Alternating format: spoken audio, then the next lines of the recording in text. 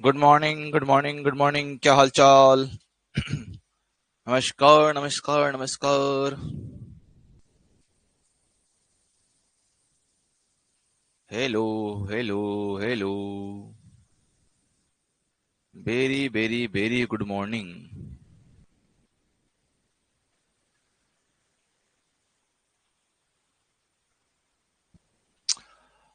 ओ पाजी, कदी हंस भी लिया करो।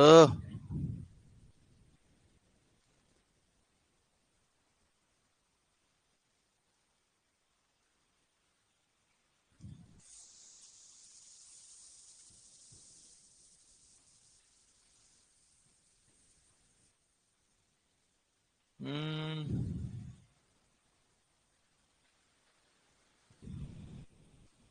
नमस्कार, नमस्कार, नमस्कार। जनता थोड़ी आलसी है हमारी, आज थोड़ी लेट आई है। क्या बोलते हो? हाँ भाई, सबको आवाज आ रही है ठीक से? क्या सभी को मेरी आवाज आ रही है?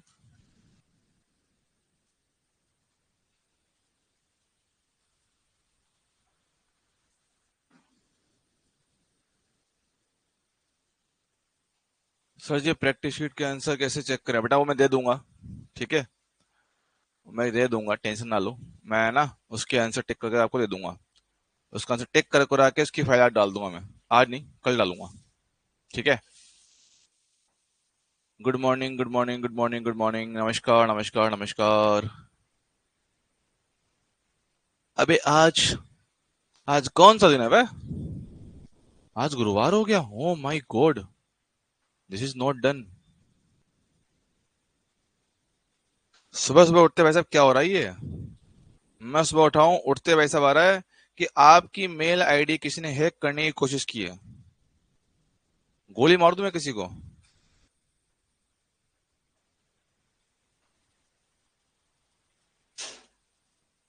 चलो भाई, नमस्कार, स्वागतम। सामने तो आइए। मैं नहीं आऊंगा, मैं नहीं आऊंगा, मैं नहीं आऊंगा। आना पड़ेगा, उसके बिना काम ही नहीं चलेगा ना। आते हैं, आते हैं। आज लेट क्लास क्यों? क्योंकि बेटा आज मेरी नींद थोड़ी लेट खुली। नींद लेट खुला तो यहाँ आने में लेट हो गया। और जब आने में लेट हुआ तो फिर क्लास लेट होनी है ना? देखो, आज कुछ नहीं, बस नींद लेट खुली। और नींद लेट खुलने का कारण क्या है? थोड़ा सा हो गया मेरे को जुकाम। जुकाम हो गया है तो थोड़ी सी, क्या ना होता है, जुकाम के मूड में क्या होता है, नींद आती बड़ी अच्छी आती है कि नींद बस पड़े रहो, बेहोश हो जाओ, बेहोश। वो वाला हाल है।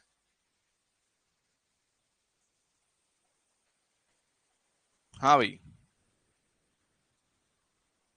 नमस्कारम, नमस्कारम, नमस्कारम। हाँ भाई, तो लास्ट क्लास में जो पढ़ा दिया उसमें किसी को कोई समस्या, टेंशन, दुख दर्द, पीड़ा वाली बात तो नहीं है ना? दिक्कत क्या, आजकल साला बारिश बहुत हो रही है।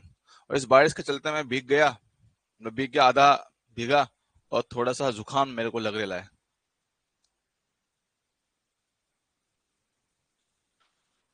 चलो भाई, बालकों, पिछली क्लास का सब कुछ अपने को क्लियर है ना? लास्ट क्लास में जो पढ़ा दिया था उसमें किसी को कोई दिक्कत? कल टीचर्स डे है ना, मुझे क्या पता। चलो भाई, ये ब्राइटनेस इतनी ज्यादा क्यों रखी है? इतना ब्राइट तो मैं हूं भी नहीं। मेरा जीवन तो अंधकार में चल रहा है।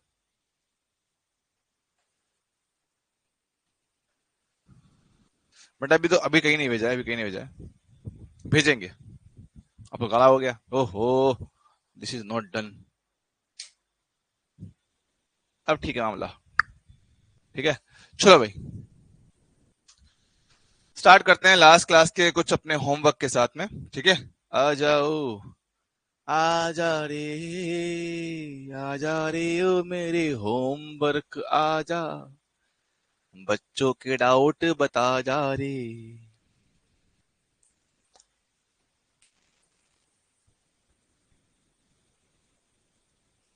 ये हो गया है, ये हो गया है, ये हो गया है।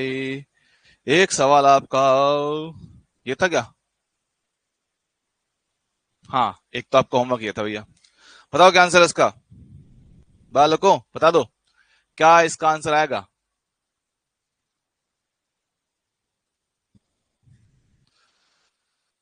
दो सवाल हैं ये, एक और दो। ये तो हो चुका, निचला तो, निचला तो हो ही चुका। हाँ भैया बताओ।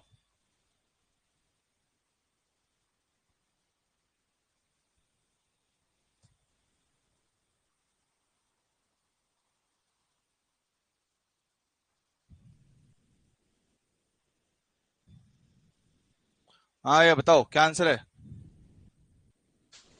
बी, बी कह रहे हो तो हमने कल पढ़ा था कि जल को 0 से 10 तक गर्म किया जाए तो उसके आयतन पे क्या फर्क पड़ेगा। हमने कहा था कि जो जल का आयतन होता है वो 4 डिग्री सेल्सियस पे क्या होता है, इसका आयतन मेरे पास होता है न्यूनतम।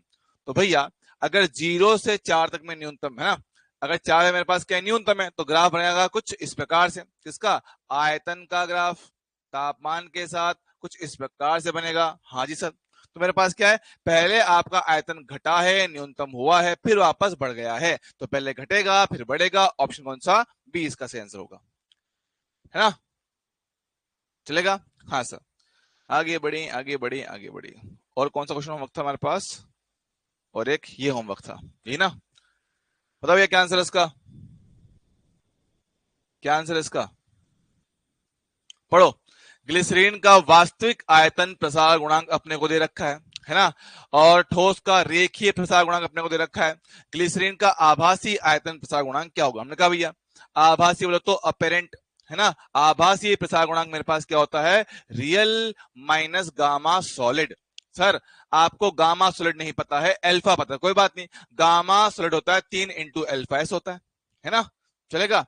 यहां पे सारी वैल्यू रखी जाए। देखो गामा रियल कितना है, 0.12357, ठीक, माइनस 3 × अल्फा, अल्फा पास 1 2 3 4 5, 5 जीरो भैया, 0.1 2 3 4 5 फिर ये 9 गुणा करेंगे, 0.0000597 गुणा करोगे कितना, 27 हो जाएगा, 27। तो 0.1 2 3 4 फिर कितना, 27। हमें इनको क्या करना है, घटाना भैया, ले आओ। हमें उस संख्या को घटाना है इसमें से, तो 0.1 2 3 4 27 घटाओ भैया। 7 में से 7 0, 9 में से 2 7, ये कितना 5, आगे 3 0, ये हो गया आपका,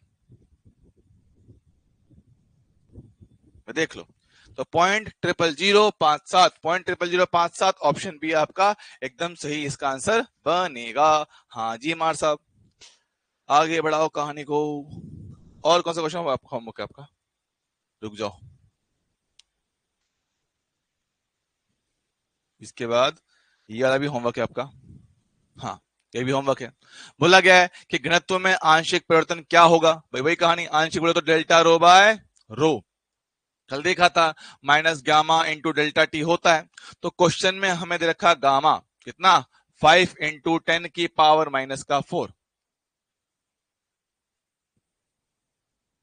डेल्टा टी तापमान में चेंज कितना 40 है, गुणा करो तो 5 × 40 कितना हो गया, 200 हो गया, 10 की पावर कितना माइनस का 4 हो गया, 2 जीरो हटाएंगे तो उधर 2 पावर मेरे पास कितना कम हो जाएगी, तो 2 × माइनस का 2, 2 पॉइंट शिफ्ट कर दो तो 0.02, 0.02 ऑप्शन कौन सा मेरे पास, पहला इसका सही आंसर हो जाएगा, ठीक है, चलेगा।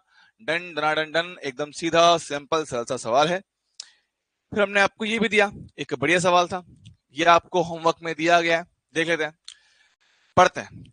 जब एक द्रव को ताम्र पात्र में भरकर गर्म किया जाता है, एक द्रव को ताम्र पात्र में, ठीक है, तब इसका आभासीय प्रसार गुणांक कितना, सी है, ठीक है। तो भैया आभासीय प्रसार गुणांक सी बोला गया है, ये होता क्या है, gamma real minus gamma solid, यही होता है क्या, हाँ सर, यही बात करते हैं।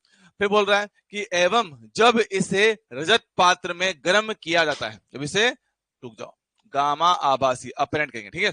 जब इसे रजत पात्र, मतलब पहले क्या है, पहले मेरे पास ताम्र पात्र था, अभी रजत पात्र है, दो अलग अलग पदार्थों के पात्र हैं, हमने इसमें गर्म किया, तब इसका आभासीय प्रसार गुणांक कितना, एस है। फर्स्ट केस में सी है, सेकंड में एस है। यदि ताम्र का रेखीय प्रसार गुणांक कितना ए है, तो रजत का मेरे पास कितना होगा, वो बात करते हैं। देखना कि हमने पढ़ा हुआ है गामा आभासी, गामा रियल, गामा सॉल्ट बनता है 3 × अल्फा एस। तो दिए गए डेटा के हिसाब से देखते हैं। पहले केस में आभासी प्रसार गुणांक कितना बोला आपने को, सी बोला गया। द्रव का वास्तविक प्रसार नहीं पता है। 3 into alpha S. Sir solid क्या है? ताम्र। ताम्र का रेखीय प्रसार गुणांक कितना? ए बोला गया, तो 3a समीकरण नंबर 1। बहुत बढ़िया। ठीक, सेम समीकरण दोबारा लगाएंगे रजत पात्र के लिए।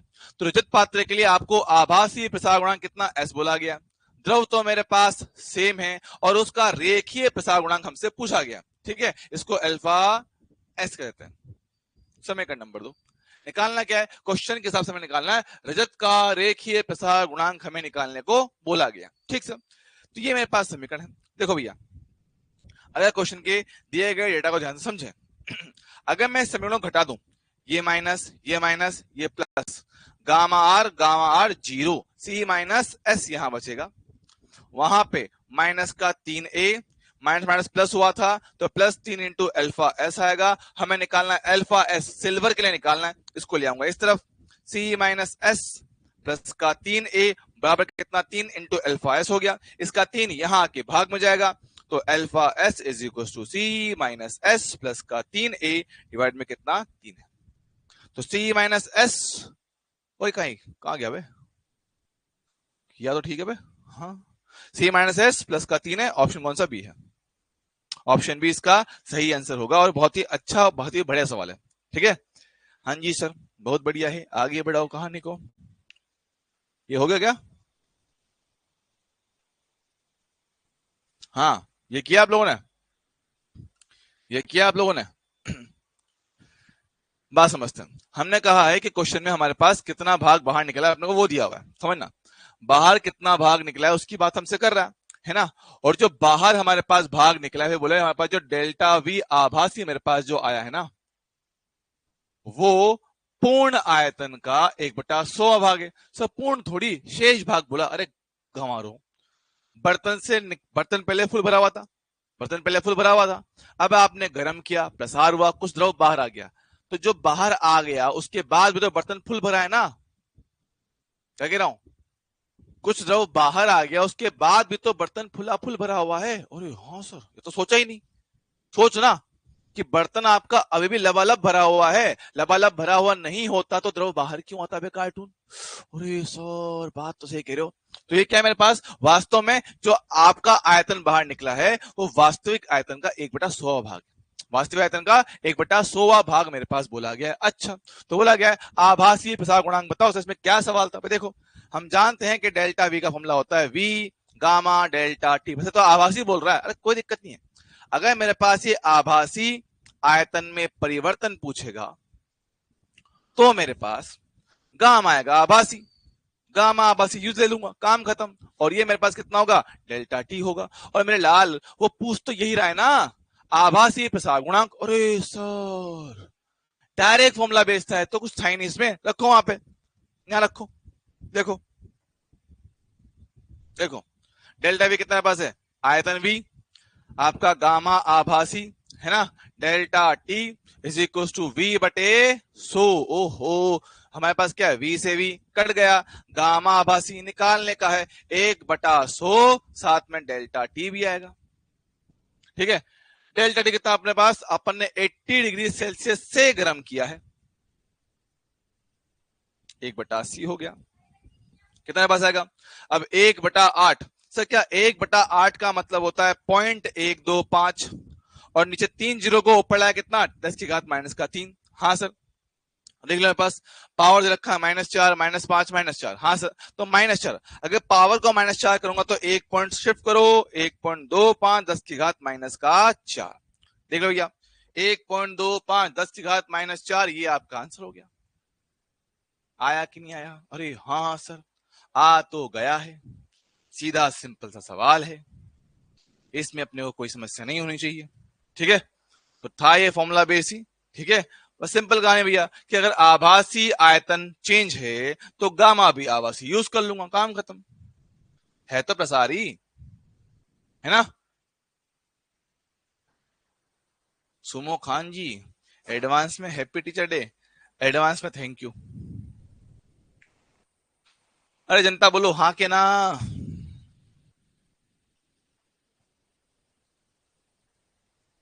गधेड़ों, कोई मुझे हाँ ना बोलेगा, ये गोली मार दूं।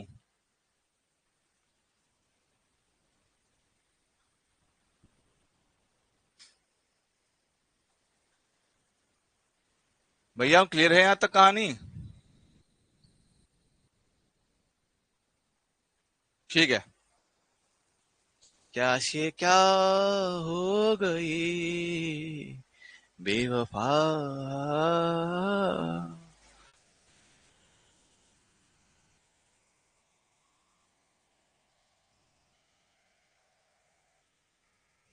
तो हो चुका, ठीक है। अब बात समझते हैं। लास्ट क्लास में हमने कैलोरीमीटर स्टार्ट किया, तो उसमें कुछ बातें हमने पढ़ ली थी, जरा उनको थोड़ा सा आगे बढ़ाते हैं, ध्यान सुनिएगा।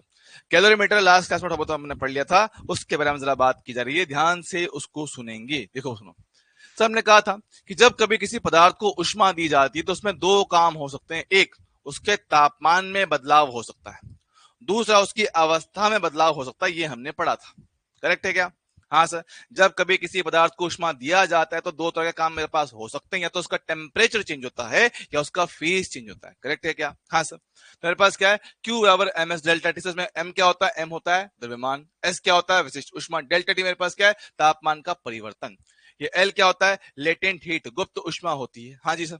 यहाँ पे S हमने कहा था कि पानी के लिए ये जो आपकी विशिष्ट ऊष्मा होती है, ये होती है 1 कैलोरी प्रति ग्राम प्रति केल्विन। हाँ सर।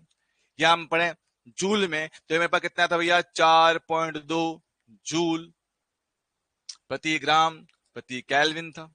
या हमारे पास कितना? 4200 जूल प्रति किलोग्राम प्रति केल्विन था। हाँ सर, बात मुझे याद है। सेम तरह से हमने कहा था भैया किसके लिए? आइस के लिए और आपकी भाप के लिए, बोले तो स्टीम के लिए। ये वाले क्या भैया? डायरेक्ट इसका हाफ होता है, तो 0.5 कैलोरी प्रति ग्राम प्रति केल्विन, या फिर 2100 जूल प्रति किलोग्राम प्रति केल्विन था। हाँ सर। इसके अलावा हमारे पास क्या है? लेटेंट हीट की बात करते हैं। लेटेंट हीट, बर्फ को पानी में या पानी को बर्फ बनाने के लिए कितना ऊष्मा चाहिए होता है? 80 कैलोरी प्रति ग्राम लगता है।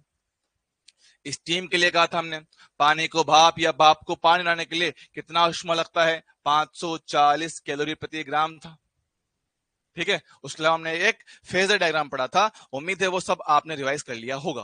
अब सुनिएगा, दुनिया की एक बात पे एक कड़वी सच्चाई है। क्या सर? ऊर्जा।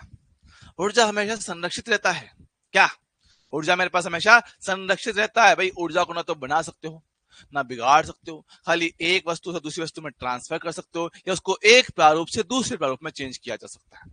यही बात होती है। हाँ सर। और उसी कॉन्सेप्ट पे आधारित यहाँ पे क्या होते हैं? बड़े सारे सवाल बन जाते हैं। क्या बोलते हैं? यहाँ पे बड़े सारे सवाल आपके उसी पे आधारित बन जाते हैं। जरा ध्यान से सुनिएगा क्या बोलता हूँ, ठीक है? आपको दूंगा मैं, आपको आइडिया दूंगा, फिर क्वेश्चन देंगे आपको होमवर्क के तौर पे, आप लोग खुद से करना, ठीक है? ओहो ओहो ओहो ओहो ओहो। मैंने कहना कल बैठ कर थोड़ा सा इस पे मेहनत करा है। मैंने कर्म करे, गलत कर्म करे, अच्छा तो कर ही नहीं सकता मैं कब तक साथ चलूं तेरे जब तक न कहे तू मेरा, इसलिए तुझसे मैं प्यार करूं। ठीक है भैया, बात समझता भाई। देखो एकदम बिल्कुल बेसिक बातें करते हैं, एकदम बिल्कुल बेसिक से, ठीक है? ध्यान समझना। एग्जाम्पल के तौर पर हमने वस्तु का अवस्था परिवर्तन सब कुछ देखा है। बात करें नॉर्मल टेम्परेचर प्रेशर पे, मैं कह रहा हूं -5 डिग्री सेल्सियस पर 2 ग्राम मेरे पास बर्फ है। ठीक है, 2 ग्राम मेरे पास क्या है? बर्फ है। मुझे इसको बदलना है 120 डिग्री सेल्सियस की स्टीम में। तो इसके लिए इसको कितना उष्मा देना पड़ेगा? इसके लिए इसको कितना उष्मा देना पड़ेगा, ये हमारा सवाल है। तो भैया कृपया, ये कौन सा गाना सुनने लग गए सर आप? गलत कर्म। बात समझते हैं। देखो हम बात करें कि -5 डिग्री सेल्सियस के 2 ग्राम बर्फ को 120 डिग्री स्टीम तक ले जाने के लिए कितना हीट हमें देना पड़ेगा। तो जब कभी ऐसा सवाल आए, भाई इस क्वेश्चन को स्टेप बाय स्टेप करना। देखो समझो, पहले बर्फ क्या है आपका? -5 पर है। सब बर्फ पिघलता है 0 पे। बर्फ पिघलता है 0 डिग्री सेल्सियस पे सामान्य अवस्थाओं में, ठीक सर? तो भैया अभी जब आप इसको हीट दोगे तो ये पिघलेगा नहीं, पहले इसका तापमान बढ़ेगा। तो पहले ये -5 डिग्री की जो आइस है ये 0 डिग्री सेल्सियस तक अपने तापमान को बढ़ाएगा। उसके बाद ये पिघलेगा, 0 डिग्री का वाटर बनाएगा। इसको और हीट दोगे तो ये अपना तापमान बढ़ाएगा अभी कहां तक? 100 डिग्री सेल्सियस तक। वाटर बनेगा। इसके बाद इसको और हीट दोगे तो मेरे पास क्या है, ये बनेगा भाप। 100 डिग्री सेल्सियस की स्टीम बनेगी। पर सर अभी खत्म नहीं हुआ, 120 तक जाना है, तो अब इसका तापमान और बढ़ाओगे तो 120 डिग्री सेल्सियस की आपकी स्टीम बनेगी। चलेगा क्या? हाँ सर। तो अगर अगर अगर अगर है ना, मेरे पास क्या है, क्वेश्चन को ध्यान से पढ़ेंगे तो सर शुरुआत में तापमान बढ़ा है, फिर मेरे पास क्या है, फेज चेंज हुआ है, फिर मेरे पास फिर से तापमान बढ़ा है, फिर मेरे पास फिर से फेज चेंज हुआ है ना, मेरे पास फिर से तापमान बढ़ा। हाँ सर, अब तापमान के बदलाव के और फेज चेंज के लिए हमने फॉर्मूला पढ़ रखा है, एस और एल वाला, एम एस डेल्टा टी और एम इंटू एल। बात करते हैं, पहले मेरे पास क्या है, बर्फ है, तो क्यू बराबर एम एस डेल्टा टी। द्रव्यमान कितना भैया, 2 है। एस कितना होता है, 0.5 होता है। बर्फ का तापमान में बदलाव 5 से 0, -5 से 0, तापमान का चेंज है 5 के बराबर, बहुत बढ़िया, प्लस। अब मेरे पास क्या है, फेज चेंज हो रहा है, बर्फ से पानी बन रहा है, तो एम इंटू एल। एम कितना, 2। एल बर्फ का कितना होता है, 80 कैलोरी प्रति ग्राम होता है, बहुत बढ़िया, डन। फिर मेरे पास क्या है, फिर से तापमान बढ़ा, किसका, वाटर का, तो वाटर का तापमान बढ़ाने के लिए एम एस डेल्टा टी बनेगा। हाँ सर, द्रव्यमान कितना, 2 ग्राम। पानी के लिए एस कितना होता है, 1 कैलोरी प्रति ग्राम प्रति केल्विन। हाँ सर, डेल्टा टी 0 से 100 तक गर्म हुआ है, तो 100 है तापमान चेंज, बहुत बढ़िया बहुत बढ़िया बहुत बढ़िया। उसके बाद हमारे पास फिर से फेज चेंज होगा, फेज चेंज होगा तो एम इंटू एल होगा, द्रव्यमान आपका वही 2। पानी को भाप बनाने के लिए लेटेंट हीट कितना होता है, 540 होता है, परफेक्ट परफेक्ट परफेक्ट। अब भाप का तापमान बढ़ रहा है सर, जी हाँ, तो फिर से मेरे पास कितना होगा, एम एस डेल्टा टी होगा, द्रव्यमान कितना, 2। भाप के लिए एस कितना, पॉइंट का 5 होता है, डेल्टा टी 100 से 120, 20 का बदलाव हमने किया है। इतना आपको टोटल हीट देना पड़ेगा, चेक करो आराम से। देखो 2 इंटू 0.5 1 होता है, यहाँ पे कितना, 5 आएगा, डन। 2 इंटू 80 160 आएगा, 2 इंटू 100 200 आएगा, ठीक है। 2 इंटू 540 कितना पैसा आएगा, 1080, ये बनेगा, ठीक है। 2 इंटू 0.5 1, और ये कितना, 20, सबको जोड़ लो, कितना पास आएगा, 200, 360, 360 और 20, 380, 380 और 5 385, तो 1080 प्लस में 385 कितना बस आएगा, 5 8 8 16 पावर 1 कितना, 4, 1465, 1465। इतना टोटल हीट मुझे इसको देना पड़ेगा, इतना टोटल हीट मुझे इसको देना पड़ेगा। सिंपल कहानी क्या, सिंपल। आपके सामने स्टेप बाय स्टेप क्या है, तापमान बढ़ा, यस, फेज चेंज हुआ, यस, फिर तापमान बढ़ा, यस, फिर फेज चेंज हुआ, यस, फिर तापमान बढ़ा, यस।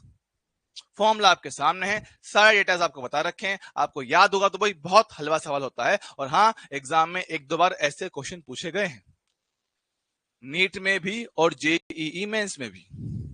इतना हलवा सवाल, बोलो भाई क्लियर है क्या, जानवरों, हाँ ना, कुछ बोलोगे,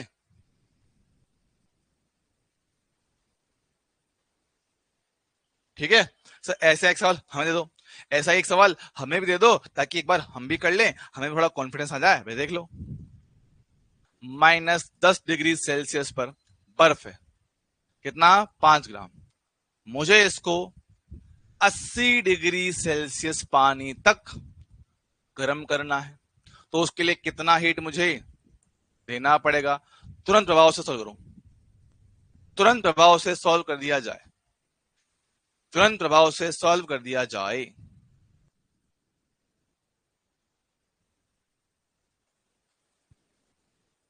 तुम करो, मैं पानी लेके आता हूं।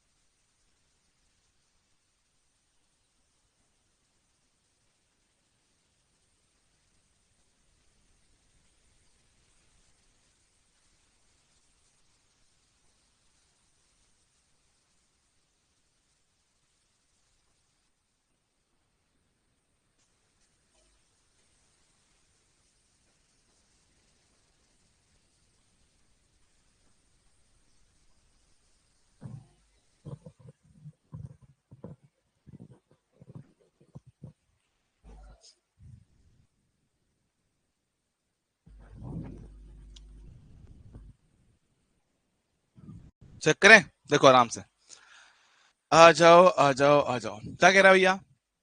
हाँ बस क्या है, बर्फ है। हम जानते हैं कि पानी के लिए क्या होता है, आपकी बर्फ बनती है 0 डिग्री सेल्सियस पे, और 0 पे वो पिघल जाती है।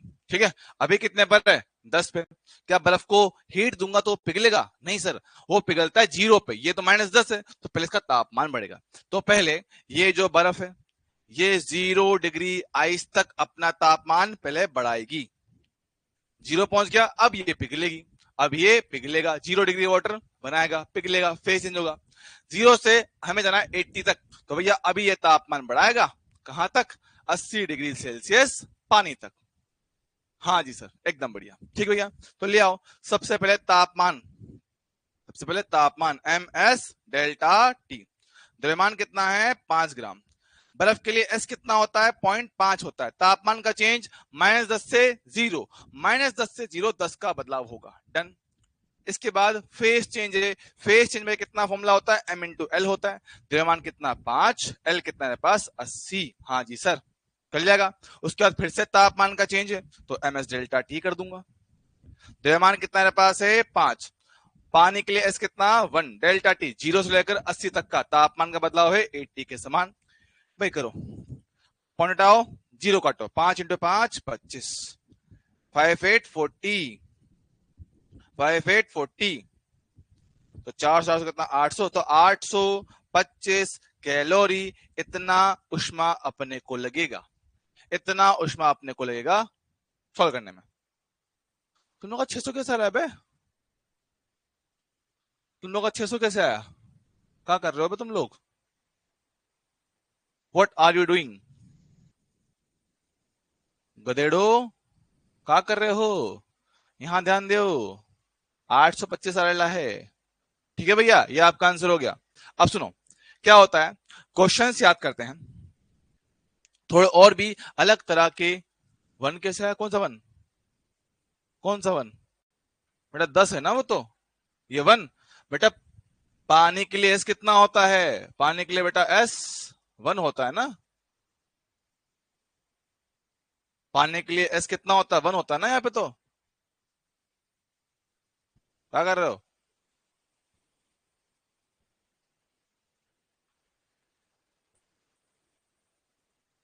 चलो यहाँ बढ़ो, सुनो, एक बात समझिएगा, एक बात को जरा समझिएगा। सवाल मेरे पास और भी अलग अलग तरह के बन जाते हैं।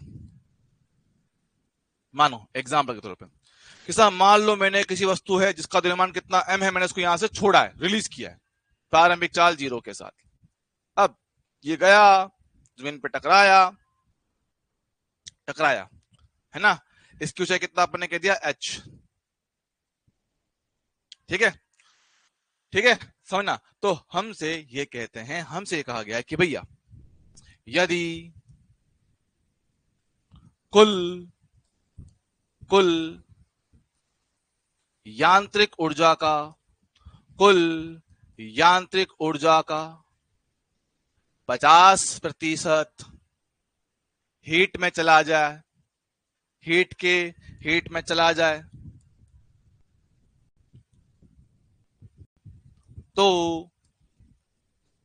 तो तापमान में कितना परिवर्तन होगा, वस्तु के, वस्तु के तापमान में कितना परिवर्तन हो जाएगा, वस्तु के तापमान में कितना परिवर्तन हो जाएगा। कि भाई जो भी आपकी हीट उत्पन्न हुआ है सारी की सारी इसने एब्जॉर्ब करी, ऐसा मान के चलना है।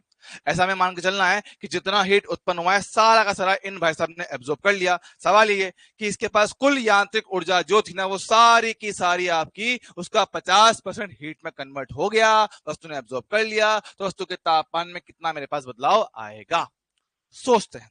सर शुरुआत में क्या ये ग्रेविटी के इफेक्ट में चल रहा है? सर जी हाँ चल रहा है। तो ग्रेविटी के इफेक्ट में अगर चलेगा तो वे संरक्षित क्षेत्र है। हाँ सर, तो मेरे पास क्या है, शुरुआत में गतिज ऊर्जा नहीं थी लेकिन कोई ऊंचाई थी, तो मेरे पास क्या था, आपकी स्थितिज ऊर्जा थी। यस सर, तो मेरे पास क्या है, आपकी कुल यांत्रिक ऊर्जा की बात किया जाए, गतिज तो 0 है, स्थितिज कितना mgh है। अब वो कह रहा है कि इसका 50% मतलब आधा कहां चला गया, हीट में चला गया। और वो भी किसमें काम आया, वस्तु का तापमान बढ़ाने में, वस्तु का तापमान बढ़ाने में काम आया। अच्छा, मतलब mgh का 50% मतलब आधा, ये कहां जाएगा? तापमान बढ़ाने में। एम एस डेल्टा टी, बहुत बढ़िया।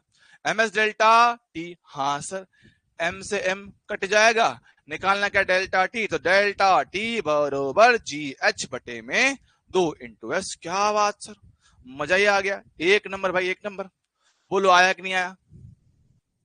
हाँ सर, ऐसा सवाल कर सकते हैं, कोई बहुत बड़ी बात नहीं है, कोई बहुत बड़ी बात नहीं है। बोलो रे भैया बोलो। हाँ सर, क्या ये बात समझ में आया है क्या? क्या ये बात तुमने समझ में आई है क्या? आया है, चलो ठीक है। फिर मैं एक सवाल आपसे बताऊं, एक सवाल मैं आपको देता हूं, ट्राई करिएगा, क्या कहता हूं। ये मेरे पास आसमान की ऊंचाइयों में एक बर्फ का टुकड़ा है। आसमान की ऊंचाई में क्या है? एक बर्फ का टुकड़ा है, जिसका द्रव्यमान हमें कितना बोला गया है? कितना बोला गया? 100 ग्राम। द्रव्यमान बोला गया है 100 ग्राम। ये बर्फ कितना भैया? 0 डिग्री सेल्सियस पर है। हमने इसको किसी ऊंचाई, हमने इसको किसी ऊंचाई से छोड़ा है। कितना तब है ऊंचाई? हाँ ठीक है, हमने इसको छोड़ा है कितना? 42 मीटर की ऊंचाई से छोड़ा है। सवाल ये है, सवाल ये है, सवाल ये है, ठीक है, समझेगा। यहां सुनेंगे क्या कह रहे हैं कि यदि यदि गिरने के दौरान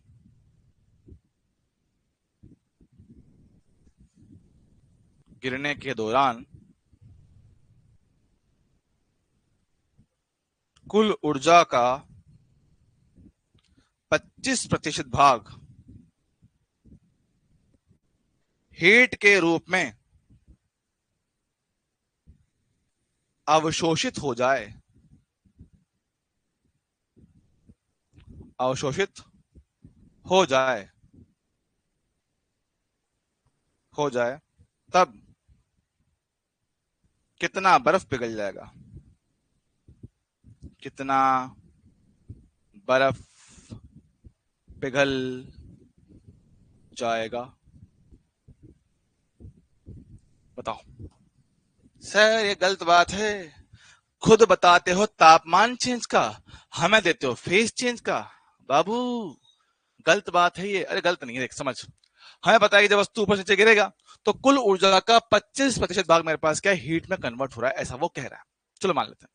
शुरुआत में उसके पास क्या ऊर्जा थी? सर उसके पास ऊर्जा थी सिर्फ और सिर्फ mgh। ठीक है, तो इसमें क्या है? आपका द्रव्यमान m है, ये रहा g, ये रहा h, इसका 25% कहां चला गया? हीट में चला गया। कहां चला गया? हीट में चला गया। वो हीट किस में काम आई? वो हीट काम आ रही है बर्फ को पिघलाने में, क्योंकि भैया क्या है? वो 0 डिग्री सेल्सियस पर है। बात करेक्ट है? हाँ सर। अब बात समझते हैं। एम तो मेरे पास पूरा पता है कितना, 100 ग्राम होगा। ठीक है, 100 ग्राम। अब 100 ग्राम में मैंने कितना 100 ग्राम कर लिया। अब जी है, जरा सोचना, से ग्राम है, फिर जी आएगा, है ना? एम केस में रखूंगा। अब तो हमें तो कितना 10 पता होता है। 10 किस में आता है? मीटर किलोग्राम सेकंड में। सही बात है, मीटर प्रति सेकंड स्क्वायर। ऊंचाई सर वो भी किस में? मीटर में। तो तुम्हें पता है ना, जब इसको सॉल्व करते हो यहां से आपको जो ऊर्जा मिलता है वो किस में मिलता है? जूल में मिलता है, जूल में। तो भैया यहां पर भी चीजों को जूल में ही रखने की कोशिश करना, या फिर इसको चेंज करना कैलोरी में। क्योंकि भैया इसके लिए हमने आपको लास्ट क्लास में बता रखा है कि जो 1 कैलोरी होता है वो लगभग लगभग कितना? 4.2 जूल के समान होता है। बता रखा है? हाँ सर बताया तो हुआ है। तो उसी हिसाब से बात करते हैं। द्रव्यमान कितना? 0.1 किलोग्राम, जी का मान 10, ऊंचाई कितना? 42 मीटर। 25% परसेंट हटाओ, बटे में 100 लगाओ, सर डन है। ठीक सर। अब इसकी वजह से क्या मेरे पास हुआ है? कुछ बर्फ पिघल गया। सर कितना बर्फ, कितना पिघला, ये तो बताना है। तो भैया पूरी बर्फ मत मानो, आप मानो कि मेरे पास क्या है? छोटू एम द्रव्यमान बर्फ का पिघला है, पिघला है। Okay sir. और मेरे पास ये किसमें आएगा आपका? 80 एल, ये लिखते हो ना, बर्फ पिघलने के लिए एम इंटू एल काम में आता है। पर ध्यान दो, ये ऊर्जा आई है जूल में। वो 80 कैलोरी आया है। कैलोरी हम जानते हैं कि 1 कैलोरी कितना? 4.2 जूल होता है। तो गुणा करोगे किससे? 4.2 से। 4.2 जूल मेरे पास है। ऐसा क्यों? ताकि जूल में कन्वर्ट किया जा सके। तो ये आप इसको 4.2 से गुणा करोगे तब जाके मेरे पास ये जूल में आएगा। ठीक है, आओ भाई काटा पीटी कर देते हैं। देखो भैया आराम से, इसका आ गया, इसके एक पॉइंट से एक पॉइंट काट देता हूं। ठीक है, 42 से 42 कट जाएगा। जो बचा हुआ है उसको सोल्व करते हैं, ठीक है। 25 से काटो 4 बार में, वो 80 आएगा नीचे, तो स्मॉल m बराबर, यहाँ पे 10 भी है, काट लो, 2 से कटेगा 5 बार में, 2 से कटेगा 2 बार में, तो 5, 2 इंटू 80 कितना हो गया 160, ठीक है। अभी फिलहाल भैया किसमें ये, अभी फिलहाल आपका 1 किलोग्राम है, क्योंकि आप इसको चेंज कर चुके हो, ग्राम में निकालते हैं, 1000 से गुणा कर दो, 5/160, किलोग्राम को बदला ग्राम में इंटू 1000 करूंगा सर, जी हाँ, 1 0 से 1 0 काटेंगे, 4 से कटेगा 4 बार में, 4 से कटेगा कितना 25 बार में, 25 इंटू 5 125 बटे कितना 4 हो जाएगा, कितना हो जाएगा 4 3 12 4 1 4 31.25 ग्राम, तो 31.25 ग्राम बर्फ मेरे पास पिघल जाएगा, 100 ग्राम में से 31.25 ग्राम मेरे पास पिघल जाएगा। एक बार इसको देख लो, समझ लो, कोई समस्या हो मुझे बताओ, तो देख लो भैया। अरे बाबा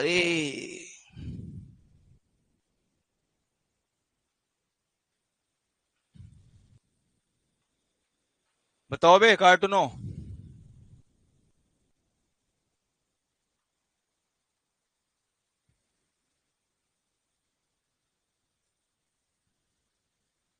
क्वेश्चन में साफ साफ बोला है कि कुल ऊर्जा शुरुआत में कितना mgh था, उसका 25% भाग हीट में चला गया, ओके सर।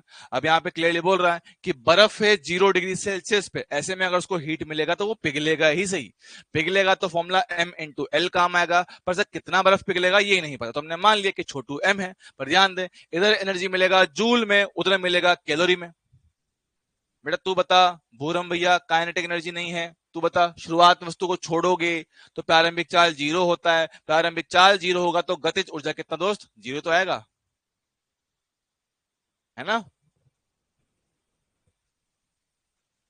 कितना भाग पिघलेगा उस फॉर्म में कितना होगा भाई, कर ले, उसमें क्या दिक्कत है, कितना भाग पिघलेगा उसकी फॉर्म में कर ले, कितना पिघला और टोटल कितना था भाग दे लो, 31.25 पिघला है, वास्तव में कितना 100 ग्राम था, भाग दो 0.31, ले इतना भाग पिघल गया 0.31, हमें चाहिए परसेंटेज में, इंटू 100 कर दे, 31.25% पिघला है, 31.25% मेरे पास पिघला है, काम खत्म हो गया, तो सही है भाई। बोलो इसमें कोई समस्या है क्या, बोलो भी कार्टूनो, चलो ठीक है। और देखो, और देखो, मानो मानो मानो मानो कि एक बॉल था, द्रव्यमान m था, रफ्तार u के साथ फेंका, जाकर किसी दीवार पर टकराया, टकरा कर u/2 से वापस आ गया, ठीक है। तो टक्कर में ऊर्जा हानि ऊष्मा के रूप में अवशोषित होती है,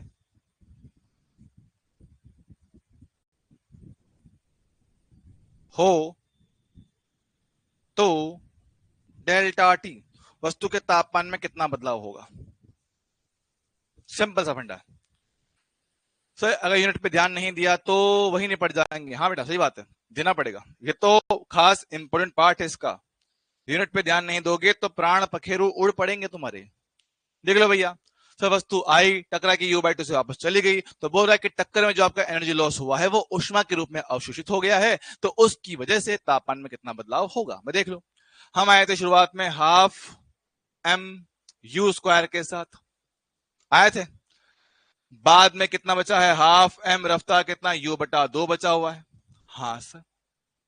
तो ये जो इनका लॉस हुआ है, ये जो इनका अंतर आया सर, क्या आपकी प्रारंभिक गतिज का अंतिम गतिज के साथ जो अंतर आया है वही तो आपका हीट के रूप में गया है, अरे हाँ सर, वही तो आपका हीट के रूप में गया है, और हीट हमने बोला है कि तापमान चेंज कर रहा है, द्रव्यमान m s delta T, yes sir.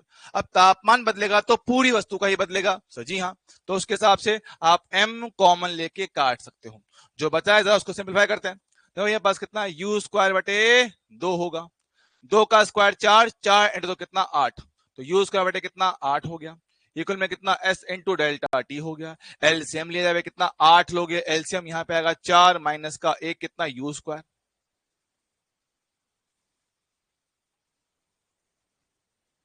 ठीक भैया, चल जाएगा क्या? हाँ जी हाँ जी हाँ जी। तो देखो पास यहाँ पे डेल्टा टी, डेल्टा टी मेरे पास कितना हो गया? 3u² बटा 8 इंटू एस।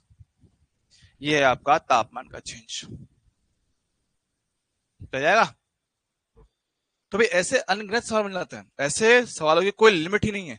क्या ऐसे भी सवाल बना सकता है? हीट में कन्वर्ट करवाना कोई बहुत बड़ी बात नहीं है उसके लिए। हीट में कन्वर्ट करवाना कोई बहुत बड़ी बात नहीं है। तो ऐसे बहुत सारे सवाल बन सकते हैं। सब बहुत सारा मतलब शुरू होता नहीं, इसको नहीं इस पे पढ़ो सभी सवाल, पढ़ो पढ़ो पढ़ो पढ़ो, ध्यान से पढ़ना। सवाल में पढ़ता हूं, ठीक है? आप लोग ध्यान सुनना बस, ठीक है? 10⁻³ किलोग्राम और -10 डिग्री सेल्सियस के तापमान वाली बर्फ की मात्रा गर्मी लगाकर 110 के तापमान वाले वाष्प में बदल दिया जाता है। साहब बोल रहा है, क्वेश्चन में क्लियरली बोल रहा है कि मेरे पास द्रव्यमान दिया हुआ है। हाँ दिया हुआ है। बोला गया है कि -10 डिग्री सेल्सियस। ओहो, साहब से बोल रहा है आपको द्रव्यमान दे रखा है, -10 डिग्री सेल्सियस की बर्फ को चेंज करना 110 डिग्री सेल्सियस की स्टीम भाप में। उसके लिए जो जो डेटा चाहिए सब कुछ दे रखा है। बर्फ की विशिष्ट ऊष्मा दिया हुआ है, पानी की विशिष्ट ऊष्मा दिया हुआ है, भाप की विशिष्ट ऊष्मा दिया हुआ है, बर्फ की गुप्त ऊष्मा दिया हुआ है, भाप की गुप्त ऊष्मा दिया हुआ है। ये क्वेश्चन मैं करवा चुका हूं, सेम टाइप का है, होमवर्क के तौर पर कर लेना, मैं ना करवा रहा हूं, करवा चुका हूं। सर 2 का स्क्वायर 4 होगा ना? क्या बात कर रहा है भाई तू, क्या बात कही तूने? बात तेरी एकदम सही तो है, पर गधेड़े में जरा मुझे बताना, 2 का स्क्वायर 4 हो गया और इस 2 को क्या खा गया तू? इस 2 का क्या ऑमलेट बना के चाप गया तू? वो कहां जाएगा?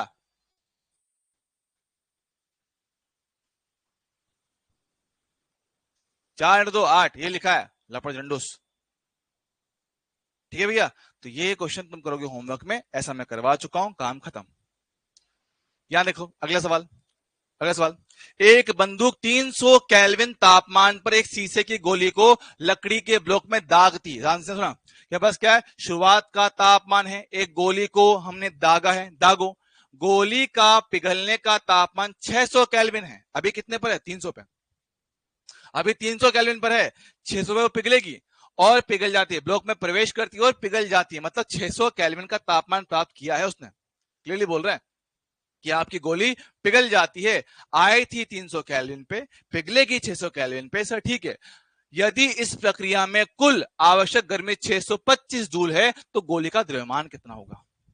सवाल वही है कि सर एक वस्तु है, इसका द्रव्यमान हमें निकालने का है, ठीक है?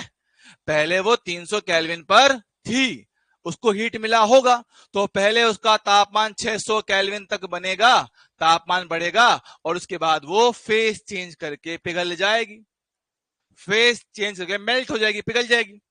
उसके लिए कुल इतनी हीट लगने वाली है। बाकी सारी बातें उसने दे रखी है, रखी है इसको देखो। आपका सबसे पहले ms डेल्टा टी तापमान बदलाव, फिर आपकी अवस्था परिवर्तन, ये कुल हीट मेरे पास है। क्वेश्चन के हिसाब से m ले लो कॉमन, s क्या है? विशिष्ट ऊष्मा। क्वेश्चन में मेरे पास क्या है? विशिष्ट ऊष्मा। भाई देखो, शीशे की विशेष ताप की क्षमता ये दे रखा है, विशिष्ट ऊष्मा, ठीक है? कितना? 125। अरे बेटा कोई बात नहीं, हो जाता है। डेल्टा टी तापमान का परिवर्तन, 300 से 600 जाना है तो तापमान का चेंज कितना हो गया? 300 हो गया, डन। एल, सर एल क्या? गुप्त ऊष्मा, ये रहा 2.5 इंटू 10⁴ और इक्वल में कितना बोला अपने को? आने वाली कुल ऊष्मा 625 बोला गया। अब सिर्फ इसको सॉल्व करने का, अब सिर्फ इसको सॉल्व करने का है। अरे बेटा कोई बात नहीं वाला, कितना क्या लोड ले रहा है? देख, क्लास में आए हो तो मस्ती तो करनी पड़ेगी, मस्ती करनी पड़ेगी तो किसी ना किसी के तो मजे लिए ही जाएंगे। आज वो बलि का बकरा आप बने हैं, स्वागत है आपका बलि का बकरा बनने में, ठीक है? तो कभी कभी क्लास के आनंद लेने के लिए आपका इस्तेमाल किया जा सकता है। इसके लिए आप किसी तरह का बुरा ना माने, और बुरा मानना है तो मान जाओ, हम कुछ नहीं कर सकता, आई एम सॉरी, ये क्लास का नियम है, ठीक है भैया?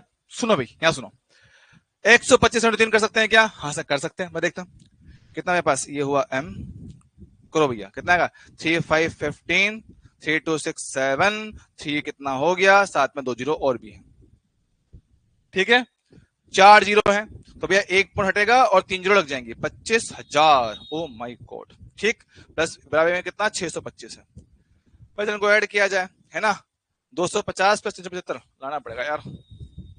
एम कितना बचेगा, डबल जीरो पूरी पूरी है, 1 5 आएगा, 5 7 कितना 12 आएगा, पावर 1 जाएगा, 4 2 कितना 6 आएगा, और इक्वल में कितना 625। ये आ रहा भैया देखो, ठीक है, उधर लेकर भाग देंगे तो भाई कितना हो गया 625 डिवाइड में 62500, काटा पे कितना 1/100 आया। सर किस में आया, यह है किलोग्राम में। किस में आया है, किलोग्राम में ना, हाँ किलोग्राम में आया। हमसे पूछा किसमें, ग्राम में पूछा है, तो कोई बात नहीं ग्राम में कर देते हैं। तो 1/100 किलोग्राम, 1 किलोग्राम में होते हैं 1000 ग्राम, भाग 2 में कितना 10 ग्राम, 10 ग्राम इसका सही आंसर बनेगा। 10 ग्राम बोले तो option D, option D, option D इसका आंसर आएगा। देखो भैया वही चीजें हैं, कुछ अलग नहीं है, बस क्वेश्चन को घुमा के पूछ लिया, क्वेश्चन को घुमा के पूछ लिया। मुझे बताओ क्या ये हमने नहीं पढ़ा, पहले तापमान का चेंज फिर फेस का चेंज, हाँ सर पढ़ा तो हुआ है, ऐसा क्वेश्चन किया भी है, बस क्वेश्चन को एक अलग लैंग्वेज का फॉर्म दे दिया और चिपका दिया। था तो बहुत आसान। और ये आपका जेईई मेंस में आया हुआ है, जेईई मेंस अभी लास्ट ईयर में आया हुआ है, शायद 2024 या 25 में आया हुआ, 24 या 25 में क्वेश्चन आया हुआ है।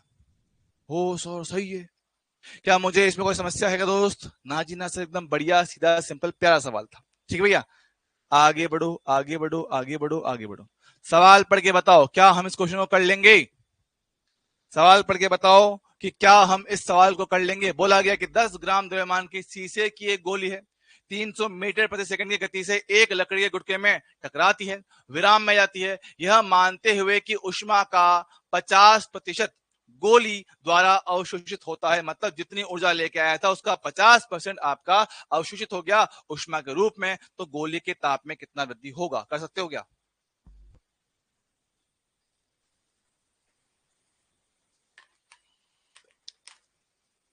अब इन क्वेश्चन के लिए मैं आपको सिर्फ दूंगा हिंट, करना आपको है, करना आप लोगों को है। भाई देख लो, सिस्टम लेके आया था इतनी ऊर्जा, वो बोल रहा है कि ये पूरा का पूरा हीट में कन्वर्ट हो जाएगा, और इसका सिर्फ और सिर्फ 50% आपका काम आएगा वस्तु का तापमान बढ़ाने में। ठीक है, यहां पे आपको रखना है, सॉल्व करने का है भैया। अच्छी बात क्या है, विशिष्ट ऊष्मा आपको जूल में ही दिया हुआ है, तो इधर भी जूल उधर भी जूल, काटा पेटी करना, सॉल्व करना होमवर्क के तौर पर। पढ़ो, ये भी आपका जेईई मेंस में आया सवाल है, पढ़ते हैं। -12 डिग्री सेल्सियस पर 600 ग्राम बर्फ, वह पढ़ते हैं, बर्फ, बर्फ 600 ग्राम, इसको आपने 184 किलो जूल ऊष्मीय ऊर्जा प्रदान किया है। इन क्वेश्चन में लगभग वर्क के मेथड, हाँ बेटा वही लगता है, वही लगता है उसमें, वही लगता है। ठीक है, मेरे पास क्या है, आपने उसको 184 किलो जूल ऊष्मा प्रदान किया है, किलो जूल। ठीक है, तो बर्फ की हमारे पास सबको दे रखा है, विशिष्ट ऊष्मा क्या दे रखी है, तो बोला गया कि निकाय का अंतिम तापमान कितना होगा। सर ये कैसे करेंगे, ये कैसे करेंगे, ये आपको करना पड़ेगा स्टेप बाय स्टेप, इसको आपको प्रॉपर्ली स्टेप बाय स्टेप करना पड़ेगा। ये साइज में दे रखे हैं, निकाय का निष्कर्षित तापमान 0 डिग्री सेंटीग्रेड होगा, या निकाय का निष्कर्षित तापमान 0 डिग्री सेंटीग्रेड से अधिक होगा, या निष्कर्षित निकाय एक मिश्रण होगा जिसमें बर्फ भी होगा पानी भी होगा, उनका अनुपात दे रखा है। ओके सर, निष्कर्षित निकाय एक मिश्रण होगा जिसमें बर्फ और पानी 1:5 में होगा, या निष्कर्षित निकाय में सिर्फ पानी होगा। हमें ये सोल्व करना है। सर कैसे करें, बड़ा गंदा लग रहा है, कोई बात, देखो हमने इतना ऊष्मा प्रदान किया है, चेक करते हैं 1 बाय 1। ठीक है, सबसे पहले 12 डिग्री सेल्सियस है, तो सबसे पहले ये आपका कन्वर्ट होगा 0 डिग्री सेल्सियस की आइस में। क्या सही बात है, यस, तापमान बढ़ेगा, तापमान बढ़ेगा तो प्रारंभ की ऊर्जा ms डेल्टा टी, द्रव्यमान कितना है पास, m है 600 ग्राम, देखो सारी चीजें किसमें, किलोग्राम किलोग्राम जूल जूल, हाँ से इसमें ही है, तो भैया इसको चेंज किया किलोग्राम को ग्राम में, 0.6। एस कितना है, विशिष्ट ऊष्मा, बर्फ की विशिष्ट ऊष्मा 2 है। सर देखो आंसर दे रखा किलो जूल में, तो कन्वर्ट करो किलो जूल में, है ना, तो इसमें 1000 का भाग, 1000 का भाग दोगे तो वो बनेगा 2.2 किलो जूल। बहुत बढ़िया, 2.2 किलो जूल। देखो अगर मैं इसमें 1000 का भाग दूंगा, देखना पास, अगर इसमें 2 में 1000 का भाग दोगे तो किलो में कन्वर्ट हो जाएगा, तो 2.2 किलो जूल प्रति किलोग्राम प्रति केल्विन। हाँ जी सर, ठीक है भैया, चल जाएगा। तो 2.2 हो गया, और तापमान का बदलाव 12 से 0 12 का चेंज हो गया। ठीक है, अब इसको गुणा करना पड़ेगा। गुणा कर देखो 12 इंटू कितना 72, तो 72 इंटू 22 कितना का 2 2 4 2 7 14। ठीक है, और पॉइंट कितना 7.2 15.84 15.84 15.84 किलो जूल में आएगा, किलो जूल में आएगा। ठीक सर, इसके बाद ये 0 डिग्री सेल्सियस की मेरे पास जो आइस है, अगर मैं उसको पूरा का पूरा पिघला दूं, अगर मैं उसको पूरा का पूरा पिघला दूं, पूरा पूरा, तो मुझे कितना हीट लगने वाला है बात कर लेते हैं। m इंटू एल लगता है। हाँ सर, m कितना 0.6, l कितना है सर, l का मान रखा है 336, 336 जरा गुणा कर भैया, 336 इंटू का 6 6 6 36 60 18 21 60 18 20 हो गया, और एक संख्या के बाद पॉइंट 201.6 201.6 201.6 मेरे पास। तो पूरा का पूरा पानी बनाने के लिए हमें इतना प्लस इतना ऊर्जा चाहिए होता है। देख लो भैया, हमें पूरा पिघलाने के लिए इतना प्लस इतना ऊर्जा मेरे पास लगता है। बोलो हाँ कि ना? हाँ सब बात तो करेक्ट है कि मेरे पास क्या है, पूरा पिघलाने के लिए, पूरा पिघलाने के लिए मुझे कितना, एक तो पहले 15.84 लगे, बाद में 201.6 लगा, दोनों अगर मैं जोड़ता हूं तो 8 4 14 हासिल का 1 6 और कितना 7, ये 217.44 217.44 किलो जूल ऊर्जा दो तो मेरे पास बर्फ पूरी पिघल जाती है। लेकिन वो उधर 184, आपका है 217। हो समझ रहे हो कि भैया बर्फ पूरा पिघलाने के लिए इतना उष्मा चाहिए, उसने दिया है सिर्फ 184, कम दिया है, मतलब बर्फ पूरा नहीं पिघलेगा भैया, बर्फ पूरा नहीं पिघलेगा। और हम जानते हैं कि जब तक फेज चेंज होता है तापमान में चेंज नहीं होता है, तापमान में चेंज नहीं होता है, मतलब क्या है, वो इसके बीच में है, इसके बीच में है, फेज चेंज हो रहा है, बर्फ पिघल के पानी बन रही है, पूरी नहीं पिघली है। जब पूरा नहीं पिघलेगा तो फाइनल टेम्परेचर भाई कितना, 0 ही रहेगा, कुछ बर्फ कुछ पानी, कुछ बर्फ कुछ पानी, तो फाइनल टेम्परेचर भैया कितना आएगा, तो 0 ही, 0 से अधिक तो नहीं हो सकता है। कुछ बर्फ होगा कुछ पानी होगा, वो कितना होगा वो निकालेंगे भी, ठीक है, कितना होगा वो निकालेंगे। केवल पानी होगा कतई नहीं होगा, अब सी और डी में से एक होगा, तो भैया हमारे पास ए में से ए का सी या डी सॉरी ठीक है। अब ए देखो भैया, बी गलत है, बी गलत है, ए और ई सर, ई भी गलत है, तो ये मेरे पास गलत हो गया। ए और डी संभव है, ए और सी संभव, तो भैया हमें अब सी और डी में से एक कंफर्म करना है, सी और डी में से एक को कंफर्म करना है। देखो हमने दिया 184 किलो जूल, ये हमने दिया है, इसमें से एक हिस्सा काम आया तापमान बढ़ाने के लिए 15.84, तो तापमान बढ़ाने वाले हिस्से को मैं हटा दूं तो जो बचा हुआ होगा, जो बचा मेरे पास आएगा,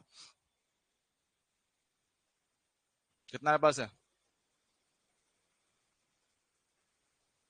करोड़ में कितना 6 1 कितना है पास है 5 8 7 माइनस 1 6 168 168.16 ठीक है।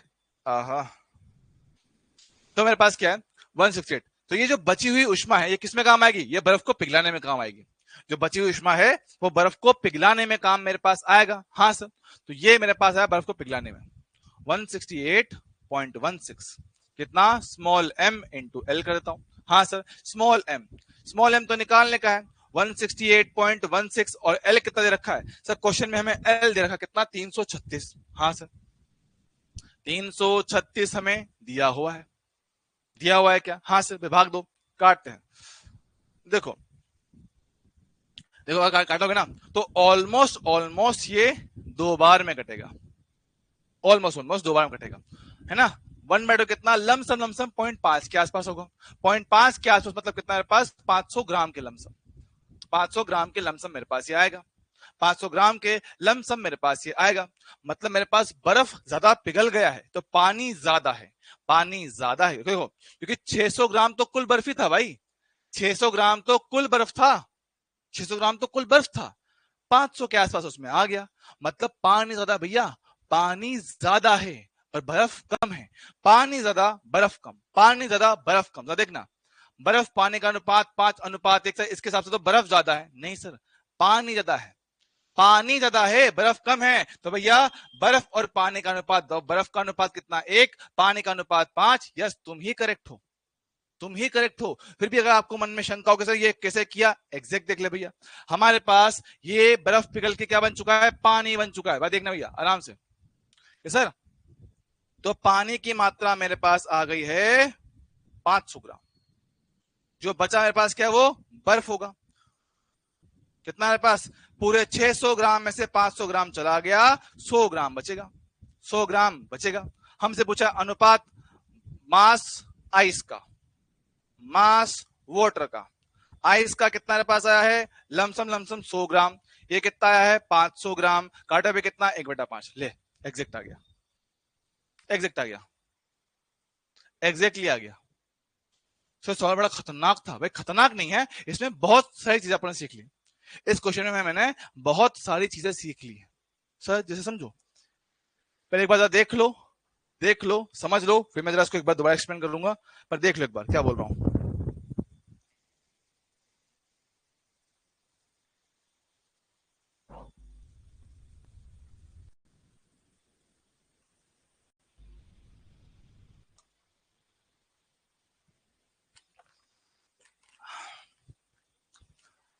आएगा बेटा, फील भी आएगा, थोड़े रुको, थोड़ी देर शांति रखो, फील भी लाएंगे, फील भी लाएंगे। हाँ, पहले एक बार क्वेश्चन पढ़ लो, फिर दोबारा समझाता हूं।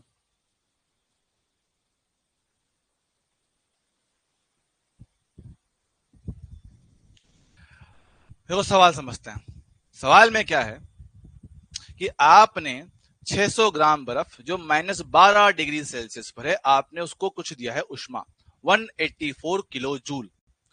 अब वो बोल रहा है कि इसके हिसाब से इनमें से आगे में से कौन सा ऑप्शन सही होगा, कि इसका अंतिम तापमान 0 होगा या 0 से बड़ा होगा, है ना। इसमें कितना बर्फ होगा, कितना पानी होगा, ये आपसे पूछा गया। मुझे ये बताओ, सबसे पहले जब आप उस वस्तु को, इस बर्फ को उष्मा प्रदान करोगे, सबसे पहले उसका तापमान बढ़ेगा, फिर उसका फेस चेंज होगा, करेक्ट। तो मैंने माना कि इसको पूरा पिघलाना है, तो पूरा पिघलाने के लिए मैंने उष्मा निकाला। ये बात तो जानते हो ना भैया, कि पहले तापमान में बदलाव आया तो ये निकाला, फिर उसका फेस चेंज हुआ तो ये उष्मा आया, दोनों को जोड़ा तो मुझे इतना उष्मा मिल गया। अब खुद से सोच के बताओ यार, खुद से सोच के बताओ कि अगर मैं इतना उष्मा देता तो पूरा बर्फ पिघल जाता। अगर मैं उसको इतना उष्मा देता तो पूरा पूरा बर्फ मेरे पास पिघल जाता। सही बात है ना, पूरा बर्फ मेरे पास पिघल जाता।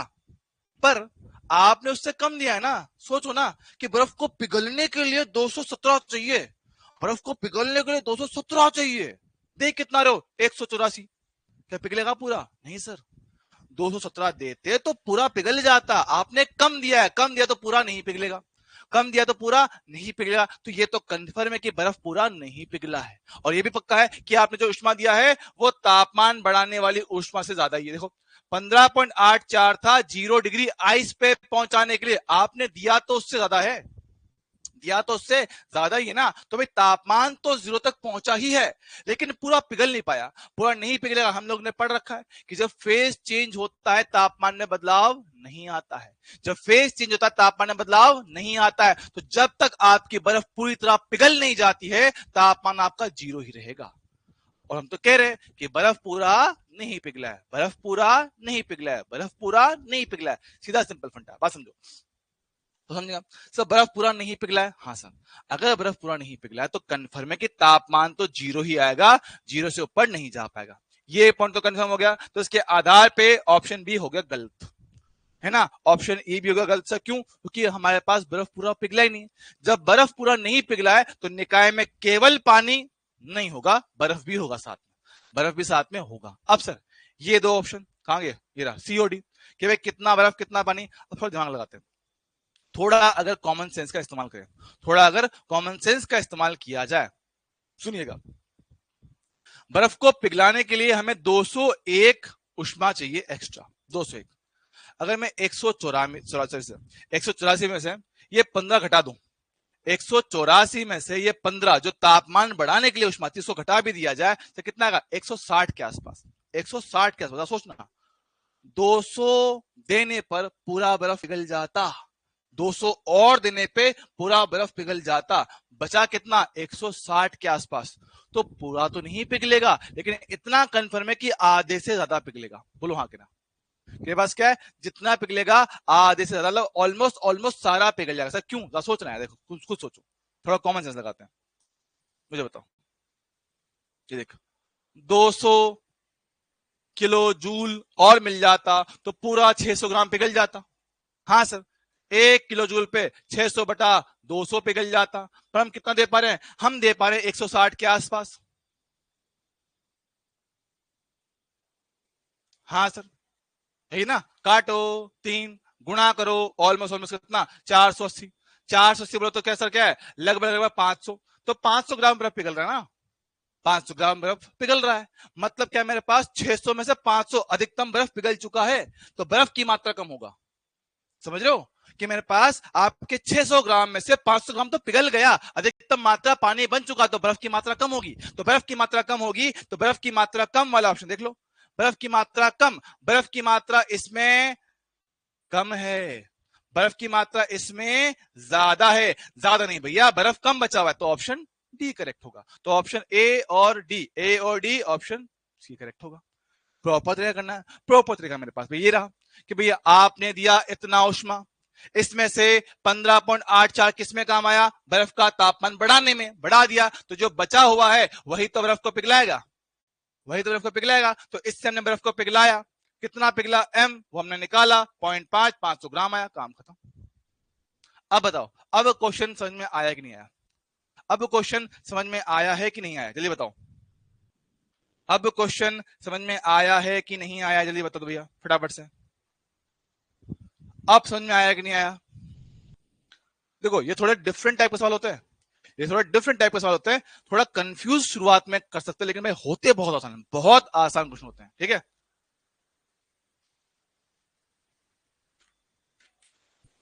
ठीक है,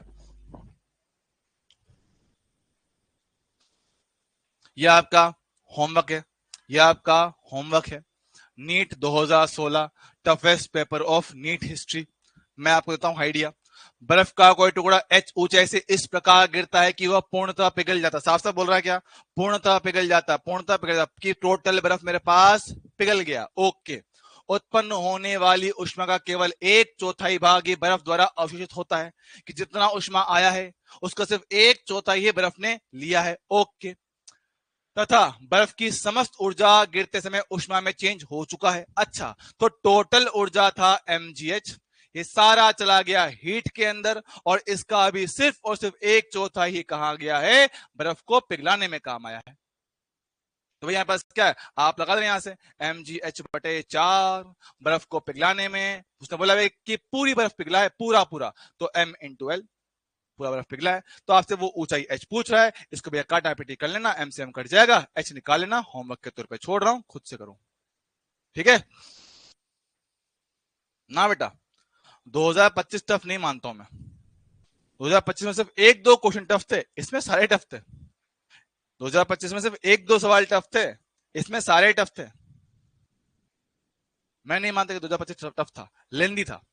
बात पढ़ते हैं, एक तरण ताल में 200 मीटर ऊंचाई से गिरता है, जल 200 मीटर की ऊंचाई से गिरता है, ताल में जल से कोई उष्माशय नहीं होता है, जल के तापमान में कितना वृद्धि होगा।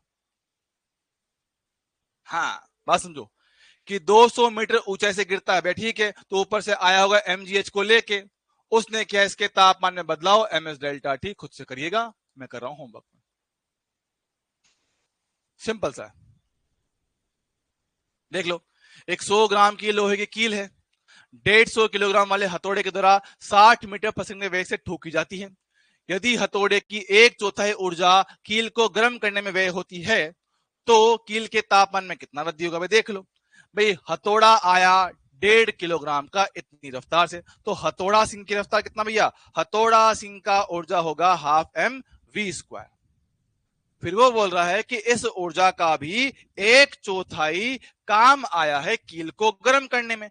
कील कहां है, 100 ग्राम, तो 100 ग्राम को गर्म किया 0.1 एस कितना है इसका, 0.42 इंटू डेल्टा टी, यही ना भैया। तो ये आपको निकालना है होमवर्क के तौर पे, एक बार देख लो, समझ लो, कहीं डाउट हो बताओ। हाँ वही तो कह रहा हूँ भाई।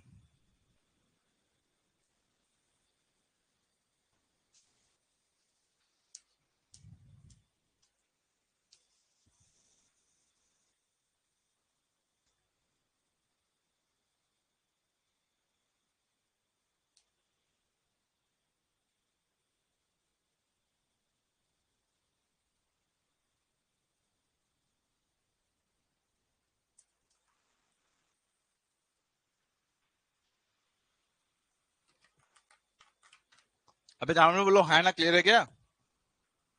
हाँ या ना कुछ बोलोगे?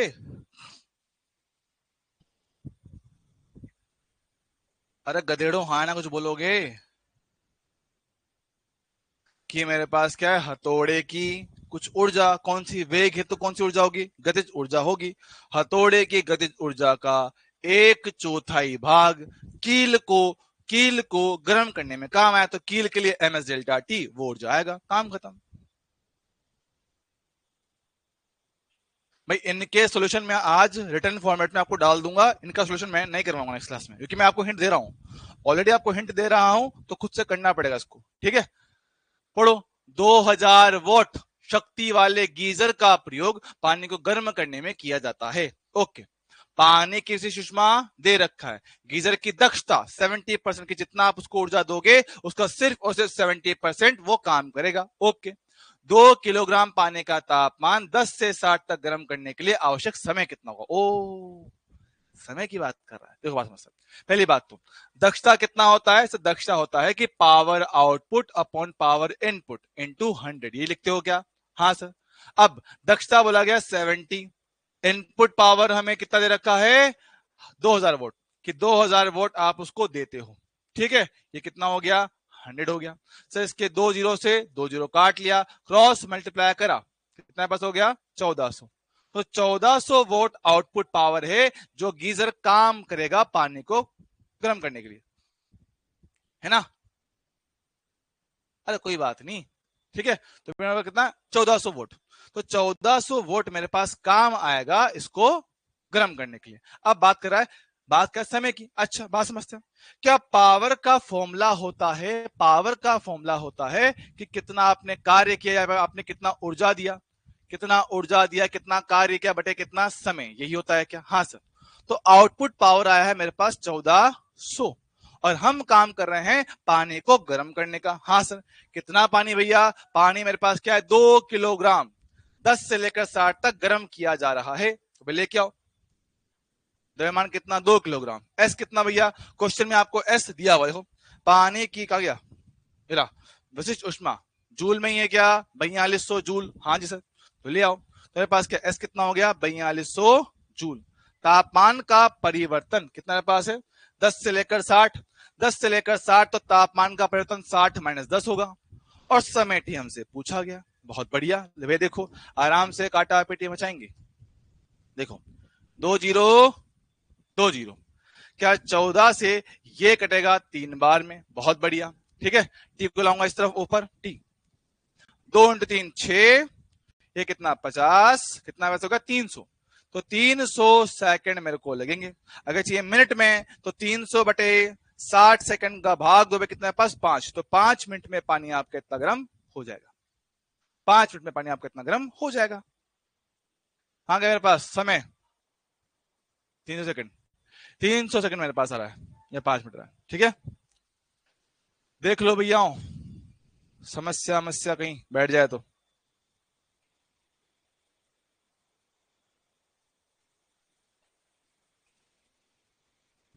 बोलो भैया, हाँ के ना?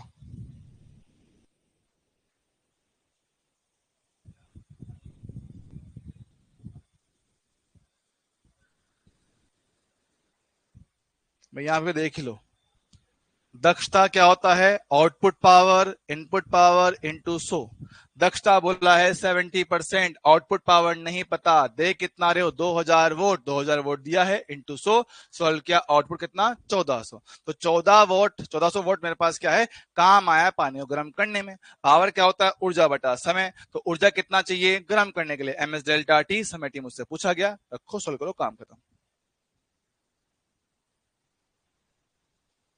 ठीक है, ये भैया आपके लिए होमवर्क है भी। ठीक है, आपको थोड़ा मैं देता हूं हिंट। हिंट क्या है, सवाल क्या है कि मेरे पास क्या है, 2 किलोग्राम प्रति मिनट की दर से बह रहा है।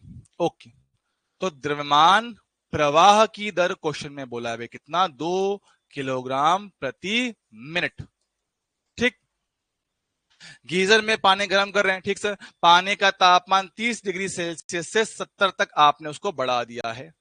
ओके सर, तो बोल रहा है मेरे पास गीजर एक गैस बर्नर द्वारा काम कर रहा है, आपने गैस का बर्नर लगा रखा है, ठीक सर। तो बोल रहा है कि ईंधन के दहन की दर मेरे पास कितना होगा, ईंधन दहन का दर मेरे पास कितना होगा, इसको मैं करता हूं, समझना, ईंधन दहन के दर मेरे पास कितना होगा, बात समझते हैं। सबसे तो भैया आप उसका तापमान बढ़ा रहे हो, हाँ सर, तो इसके लिए मुझे कितना ऊर्जा चाहिए होगा, बात समझते हैं सर।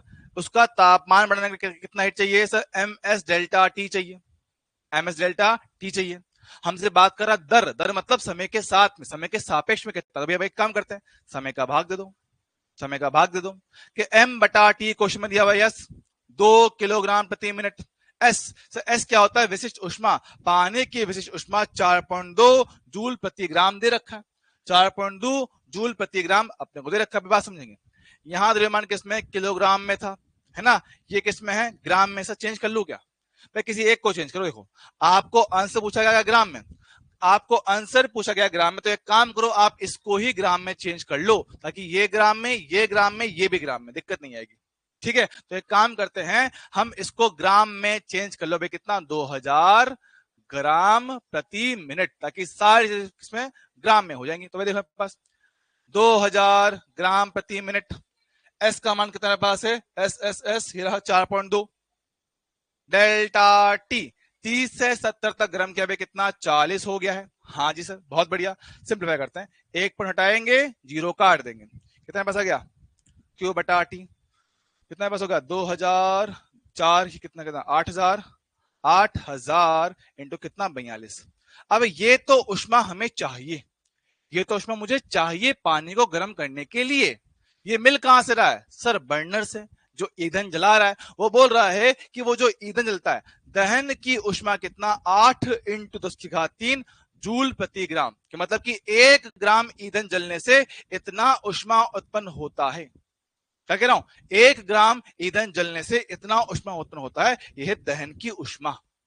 तो ये जो एनर्जी है मुझे कहां से मिलेगा, ये मिलेगा आपके ईंधन के जलने से, है ना, आपके ईंधन के जलने से। तो हम ये कह रहे हैं कि आपका 8000 इंटू 42, ये ऊर्जा कहां से आएगा, ये आएगा ईंधन के जलने से, ईंधन के जलने से आपको ऊर्जा मिलेगा।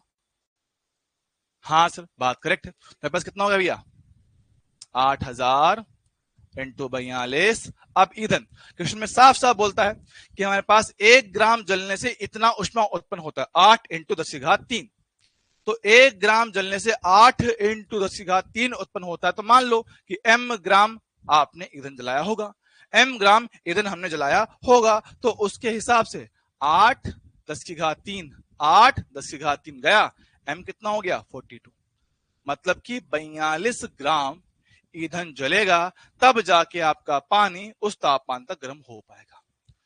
बहुत अलग तरह का सवाल है भैया, लेकिन है आसान, किया जा सकता है। मैं देख लो, देख लो कार्टूनो,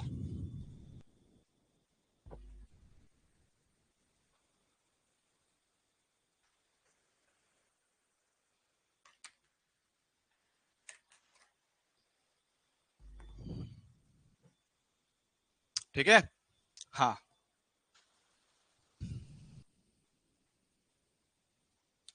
अब पहले मुझे बताओ, यहां तक किसी को कोई समस्या, टेंशन, दुख दर्द पीड़ा वाली बात है क्या, यहां तक किसी को कोई टेंशन, दुख दर्द पीड़ा वाली बात है क्या, जो बताया समझ में आया है कि नहीं आया। हम तो ऐसा सोचते ही नहीं है बेटा, तभी तो कह रहा हूं कि सवाल थोड़े से डिफरेंट है, थोड़ा डिफरेंट है इसलिए बताना पड़ेगा, है ना, इसीलिए थोड़ा सा हमें बताना पड़ता है, इसलिए थोड़ी सी मेहनत लगती है। ठीक है, तुम्हें क्या लगता है इसमें इतना इतना टाइम क्यों दे रहा हूं मैं? हाँ रेट पूछा, अरे मेरे लाल मुझे बता, रेट पूछा है, जब ये चीजें हमारे पास प्रति मिनट के लिए आई हैं, है ना, प्रति मिनट मेरे पास आई हैं, मुझे बता उधर 42 है, किस में है, ग्राम में है, प्रति मिनट भी तो था, ये ले, ठीक है, आएगा वही चीज, वहां यहाँ पे तो चल रहा है प्रति मिनट, यहाँ मेरे पास क्या है? प्रति मिनट में आया है। हाँ सर, है ना, ठीक है बेटा, अभी रुक तो जाओ, थोड़ा पढ़ा तो लेने दे, मुझे टॉपिक पूरा कर लेने दो बस, मुझे टॉपिक पूरा कर लेना दो, ठीक है। अब देखो भैया, एक यहाँ पे टर्म बोलते हैं प्रिंसिपल ऑफ कैलोरीमेट्री। हाँ हाँ बेटा, देखो बात देखो, फर्क क्या है, पहली बार देखा हुआ इसलिए लग रहा है क्योंकि ऐसे क्वेश्चन लास्ट ईयर तक मैंने नहीं करवाए थे, लास्ट ईयर तक मैंने ऐसे क्वेश्चन नहीं करवाए थे, इसलिए आपको ऐसा लग रहा है, ठीक है, ये ऐसे क्वेश्चन मैंने पहली बार डाले हैं, क्योंकि मुझे लगता है कि अगर इस बार एनटीए पेपर को आसान भी करे लेकिन कॉन्सेप्चुअल रखे तो ऐसे क्वेश्चन आने के चांस बन सकते हैं। क्या कह रहा हूं कि अगर एनटीए पेपर को आसान भी करे और कॉन्सेप्चुअल सवाल डाले तो ऐसे क्वेश्चन आ सकते हैं, क्योंकि फर्स्ट टाइम देख रहे हैं, अगर देखोगे क्वेश्चन कोई बहुत बड़ा नहीं है छोटा, है आसान, लेकिन फर्स्ट टाइम देखते हैं तो भाई थोड़ा अजीब हमें लगता है, थोड़ा हमें अजीब लगता है, बाकी है तो भाई आसान है, आसानी से क्वेश्चन किया जा सकता है। बात पकड़ में आई और बात समझते हैं। अब ये वो पुरानी बातें जब आपको पता होती है, कैलोरीमेट्री का सिद्धांत सर क्या होता है, सिंपल है, क्या होता है, हमारे पास दो अलग अलग पदार्थों को मिक्स करते हैं, क्या बोलते हैं, हमारे पास दो अलग अलग पदार्थों को आपस में मिक्स करते हैं, पदार्थ नंबर 1 को मिक्स करेंगे पदार्थ नंबर 2 में, जिनके तापमान अलग अलग होंगे, सर जी हाँ, दो पदार्थों को आपस में मिक्स करते हैं, दो पदार्थों को आपस में मिक्स करते हैं, है ना, ठीक है, मिक्स करते हैं। अब मुझे बताओ, जब दो अलग अलग वस्तुओं को आपस में मिक्स किया जाता है जिनका तापमान अलग होता है, क्या उनके बीच में ऊष्मा का आदान प्रदान होगा? समझो, हमारे पास चाय है, चाय, तो चाय ठंडी हो गई, क्यों? क्योंकि उसने अपनी ऊष्मा बाहर फेंक दी। हाँ सर, एकदम चिल्ड पानी था, समय के साथ वो गर्म हो गया, क्यों? क्योंकि उसने बाहर से ऊष्मा अवशोषित कर ली। हाँ सर, तो जब कभी दो असमान ताप वाली वस्तुओं को आसपास रखते हो तो उनके मध्य क्या होता है, ऊष्मा का आदान प्रदान होता है। अब ऊर्जा हमेशा क्या होती है, संरक्षित रहती है। तो क्या है, अगर ये दोनों वस्तुएं आपस में संपर्क में आएंगी, आपस में संपर्क में आएंगी, तो मान लो अभी के लिए कि इसका तापमान ज्यादा है इसकी तुलना में, इसका तापमान ज्यादा है इसकी तुलना में, तो क्या होगा, आपका ऊष्मा का स्वतः प्रवाह होगा, ऊष्मा का स्वतः प्रवाह होगा उच्च तापमान से निम्न तापमान की ओर, उच्च तापमान से निम्न तापमान की ओर, है ना, ठीक है। तो क्या कह रहे हैं, हमारे पास उच्च तापमान से निम्न की ओर ऊष्मा का प्रवाह होगा, हीट का प्रवाह होगा, और ये कन्फर्म है कि भाई जितना ऊष्मा ये देगा उतना वो लेगा, तो जितनी ऊष्मा यहां से रिलीज होगा उतना ऊष्मा वो भाई साहब अवशोषित करेंगे। हाँ सर, हाँ सर। अब कॉन्सेप्ट तो भाई बहुत आसान है, कॉन्सेप्ट तो बहुत आसान है, लेकिन बच्चे थोड़े से फैल जाते हैं, बच्चे थोड़े इसमें फैल जाते हैं कि सर हमारे पास कितना ऊष्मा रिलीज हो रहा है, कितना एब्जॉर्ब हो रहा है, अंतिम तापमान क्या होगा, बच्चा थोड़ा यहीं फैलता है। चैप्टर देखो होता बहुत आसान है, चैप्टर आपका हालांकि है बहुत आसान, तो बच्चे थोड़े इसमें कंफ्यूज हो जाते हैं कि भाई क्या हो रहा है, ये कैसे हो रहा है, कैसे निकाले, तो इनमें लगती है भाई थोड़ी प्रैक्टिस, इन सवालों में लगती है थोड़ी सी प्रैक्टिस। तो मैं आपको आज दिन में कुछ क्वेश्चन फ्रेम करके कुछ बना के आपको टेलीग्राम ग्रुप पे भी डाल दूंगा और अपने चैनल पे भी डाल दूंगा, ठीक है, अपने बैच में भी डाल दूंगा, ताकि आप उनसे थोड़ी बहुत प्रैक्टिस करके अपने आंसर्स को क्रॉस चेक कर पाओ, ठीक है, थोड़ा आपको प्रैक्टिस मिल जाएगी, थोड़ा आपको कॉन्फिडेंस मिल जाएगा, ठीक है। चलो भाई, अब ये बात तो क्लियर है। अब यहाँ पे क्या होता है भाई, एक काम होता है सर, ये पदार्थ जो आपस में मिलाए हैं, कहाँ मिलाए हैं, पदार्थ जो आपस में मिलाए हैं कहाँ मिलाए हैं सर, मिलाते हैं एक बर्तन के अंदर, भाई एक बर्तन होता है, एक बर्तन होता है, इस बर्तन में दोनों पदार्थ को मिलाते हैं भैया, नंबर 1 डालो, नंबर 2 डालो। अब जा सोचना, दो पदार्थ आए आपस में मिले जुले, ऊर्जा का ऊष्मा का आदान प्रदान किया, ऊष्मा का आदान प्रदान किया, करने दो कोई समस्या नहीं, पर सर बर्तन भी तो है, बर्तन में ठोस पदार्थ है, इसके पास भी तो होता है विशिष्ट ऊष्मा, इसके पास भी होता है गुप्त ऊष्मा, तो भाई अगर इसके संपर्क में वस्तुएं आएंगी तो इसको भी तो ऊष्मा देंगी बर्तन को। अरे हाँ सर, बर्तन को भी ऊष्मा मिलेगी ना, बर्तन भी तो साथ में है, वो भी तो ऊष्मा लेगा देगा। अरे हाँ सर, बात तो करेक्ट है, ये भी तो ऊष्मा लेगा देगा। यस सर, तो ये जो बर्तन है, ये जो बर्तन है ये सॉलिड होता है, इसको हम लोग बोलते हैं कैलोरीमीटर।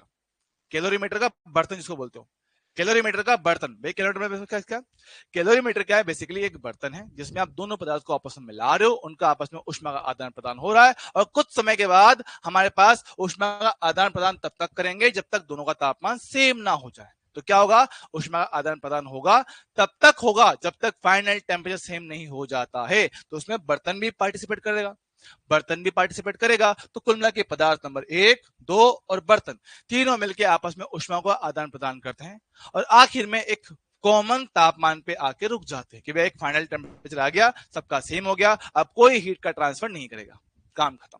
तो ये काम होता है। अब क्या होता है, ये बर्तन की कहानी थोड़ी एक्स्ट्रा हो गई, यहां तक की कहानी थोड़ी आसान थी, बर्तन की कहानी थोड़ी सी खराब हो गई। तो बर्तन के लिए एक टर्म पढ़ते हैं, बर्तन के लिए क्या करते हैं, एक टर्म पढ़ते हैं अबे, वाटर इक्विवेलेंट। क्या पढ़ते हैं, वाटर इक्विवेलेंट, वाटर इक्विवेलेंट। अब कृपया करके कान के छेद खोल लो, कान कान कान, ठीक है। होता है कुछ लोग क्लास में थोड़ा ज्यादा सुनते हैं, कुछ लोग क्लास में थोड़ा सा ज्यादा सुनते हैं, तो कृपया करके अपने कान के छेद को खोलकर ढंग से मेरी बात को सुनना, मैं क्या कहता हूं, क्योंकि बच्चे इसकी टर्म में बड़ा कंफ्यूज होते हैं, हालांकि कोई बहुत भारी टर्म है नहीं, हलवा सवाल से बनता है, हलवा सवाल बनता है। तो कृपया करके थोड़ा यहां ध्यान देंगे, क्या बोलता हूं सुनिएगा। किसी पदार्थ का जल तुल्यांक, वाटर इक्विवेलेंट, है ना, वाटर इक्विवेलेंट, जल की उस मात्रा को कहते हैं, बात सुनना, जल की मात्रा ही है, जल की कोई मात्रा है ये, जो किसके लिए कह रहे हैं, पदार्थ के लिए, कि पदार्थ के लिए जल की कोई मात्रा ले रहे हैं बराबर करने के लिए, जल तुल्यांक, तुल्यांक मतलब बराबर करना, ठीक है। तो पदार्थ का जल तुल्यांक, जल की उस मात्रा को कहा जाता है जिसकी ऊष्माधारिता, जिसकी ऊष्माधारिता, जिसकी ऊष्माधारिता दिए गए पदार्थ के ऊष्माधारिता के समान होता है, रुक जाओ बे।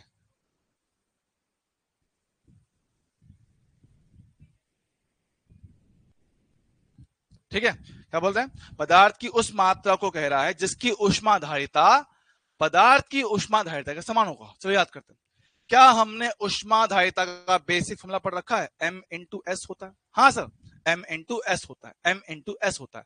तो ये कह रहा है कि मेरे पास कोई पदार्थ है, कोई मटेरियल है, कोई बर्तन है, और उसके लिए आप निकाल रहे हो वाटर इक्विवेलेंट, जल तुल्यांक, जल के बराबर, है ना, जल से समानता कर रहे हो, जल के बराबर इसको कर रहे हो।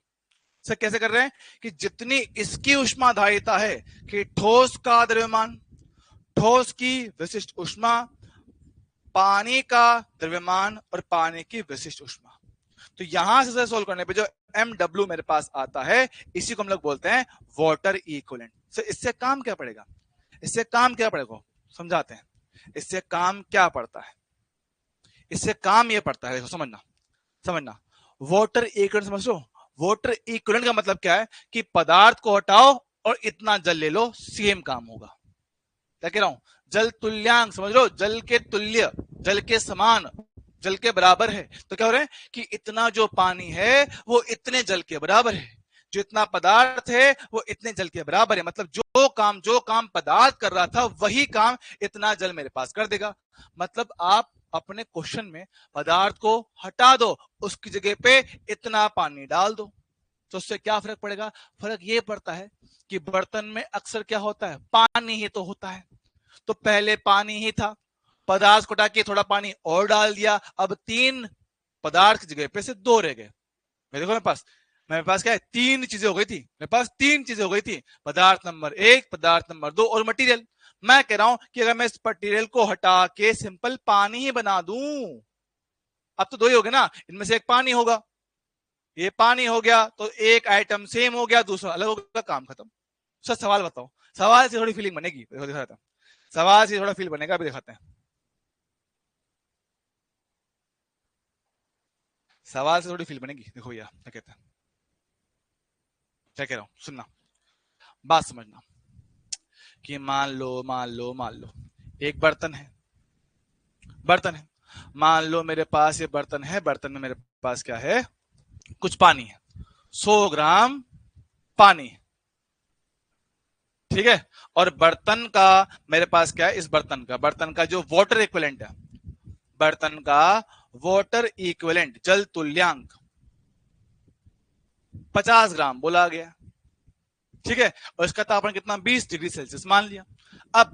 अब क्वेश्चन में क्या है, जब क्वेश्चन करने जाओगे तो उनको दो अलग अलग पदार्थ बनाने की बजाय, देखो अगर दो अलग अलग पदार्थ बनाओगे तो पानी प्लस बर्तन बनेगा, पानी प्लस बर्तन बनेगा। पर सर आपको देते वाटर इक्विवेलेंट, मतलब बर्तन को हटाओ इतना पानी मान लो एक्स्ट्रा, बर्तन को हटाओ इतना पानी मान लो एक्स्ट्रा, तो मेरे पास क्या है, तो पानी की कुल मात्रा अब 100 नहीं, बर्तन को हटा के इतनी हो गई 150। मामला सेट है कि पानी में ये डाल दिया 50 ग्राम एक्स्ट्रा, बर्तन को हटाया, बर्तन का वाटर इक्विवेलेंट 50 ग्राम डाल दिया, तो पानी की मात्रा 100 तो थी सही, 50 और ऐड कर दो 150 हो गया। अब मेरे पास क्या है, पानी है 150 ग्राम जिसका तापमान 20 डिग्री सेल्सियस है। अब इसमें जो मिलाना है मिलाओ, कर लूंगा, अब इसमें जो मिलाना है मिलाओ, मैं कर दूंगा। आप इसको गर्म करना तो गर्म करो। सर हमने किया गर्म, हमने इसको उष्मा दिया भाई कितना, मान लो 200 जूल, तो बताओ उसका तापमान कितना होगा, लो कर दो भाई, कौन सी बड़ी बात है, ले ले, कोई दिक्कत नहीं, 200 जूल अपने दिया, द्रव्यमान कितना हो गया 150 ग्राम, एस कितना हो गया 1, डेल्टा टी मेरे से पूछ रहा है, वे कर दो, भाग दे दो यहां से, डेल्टा टी बराबर कितना 200 बटा 150, निकाल सकते हैं क्या, कर सकते हैं ना। और डेल्टा टी मेरे पास क्या होगा भैया, अंतिम तापमान माइनस प्रारंभिक तापमान, वे काटो, 5 से वे कितना 4/3 घटेगा, उधर फेंक देना, 20 पॉइंट नहीं 21.33 आ जाएगा, काम खत्म।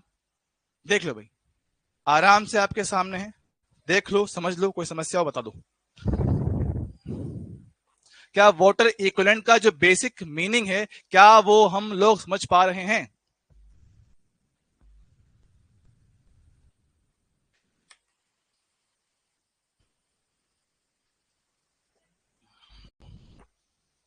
ठीक है, बाकी अब जो तुम्हारे हालात है ना, पता नहीं मुझे ऐसी फीलिंग आ रही है कि अब मैं तुम्हें जो समझाऊंगा तुम्हारे पल्ले नहीं पड़ेगा।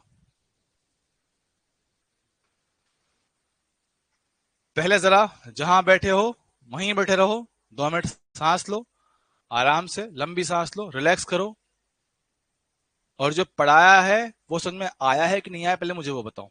मैं क्वेश्चंस की बात नहीं कर रहा हूं, मैं कॉन्सेप्ट की बात कर रहा हूं कि जो कॉन्सेप्ट अभी आपको समझाए गए हैं, क्या उसमें हमें किसी तरह की कोई भी समस्या लगती है क्या।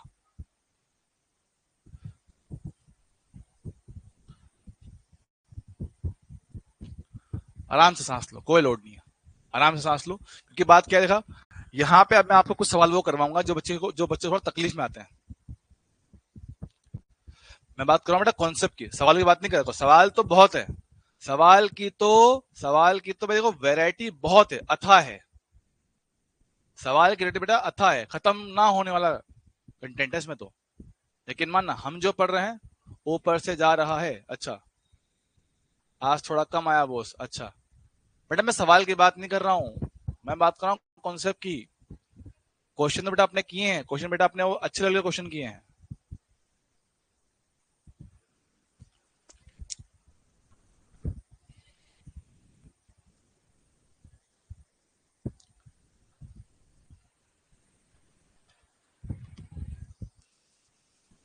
हु,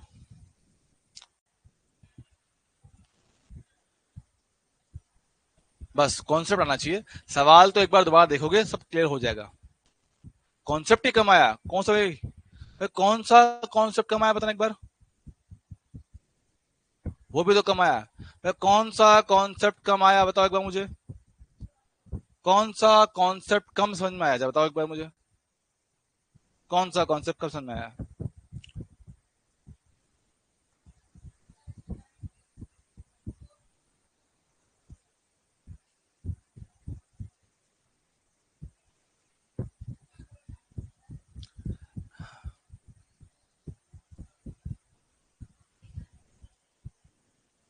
कौन सा कॉन्सेप्ट कम पकड़ में आया।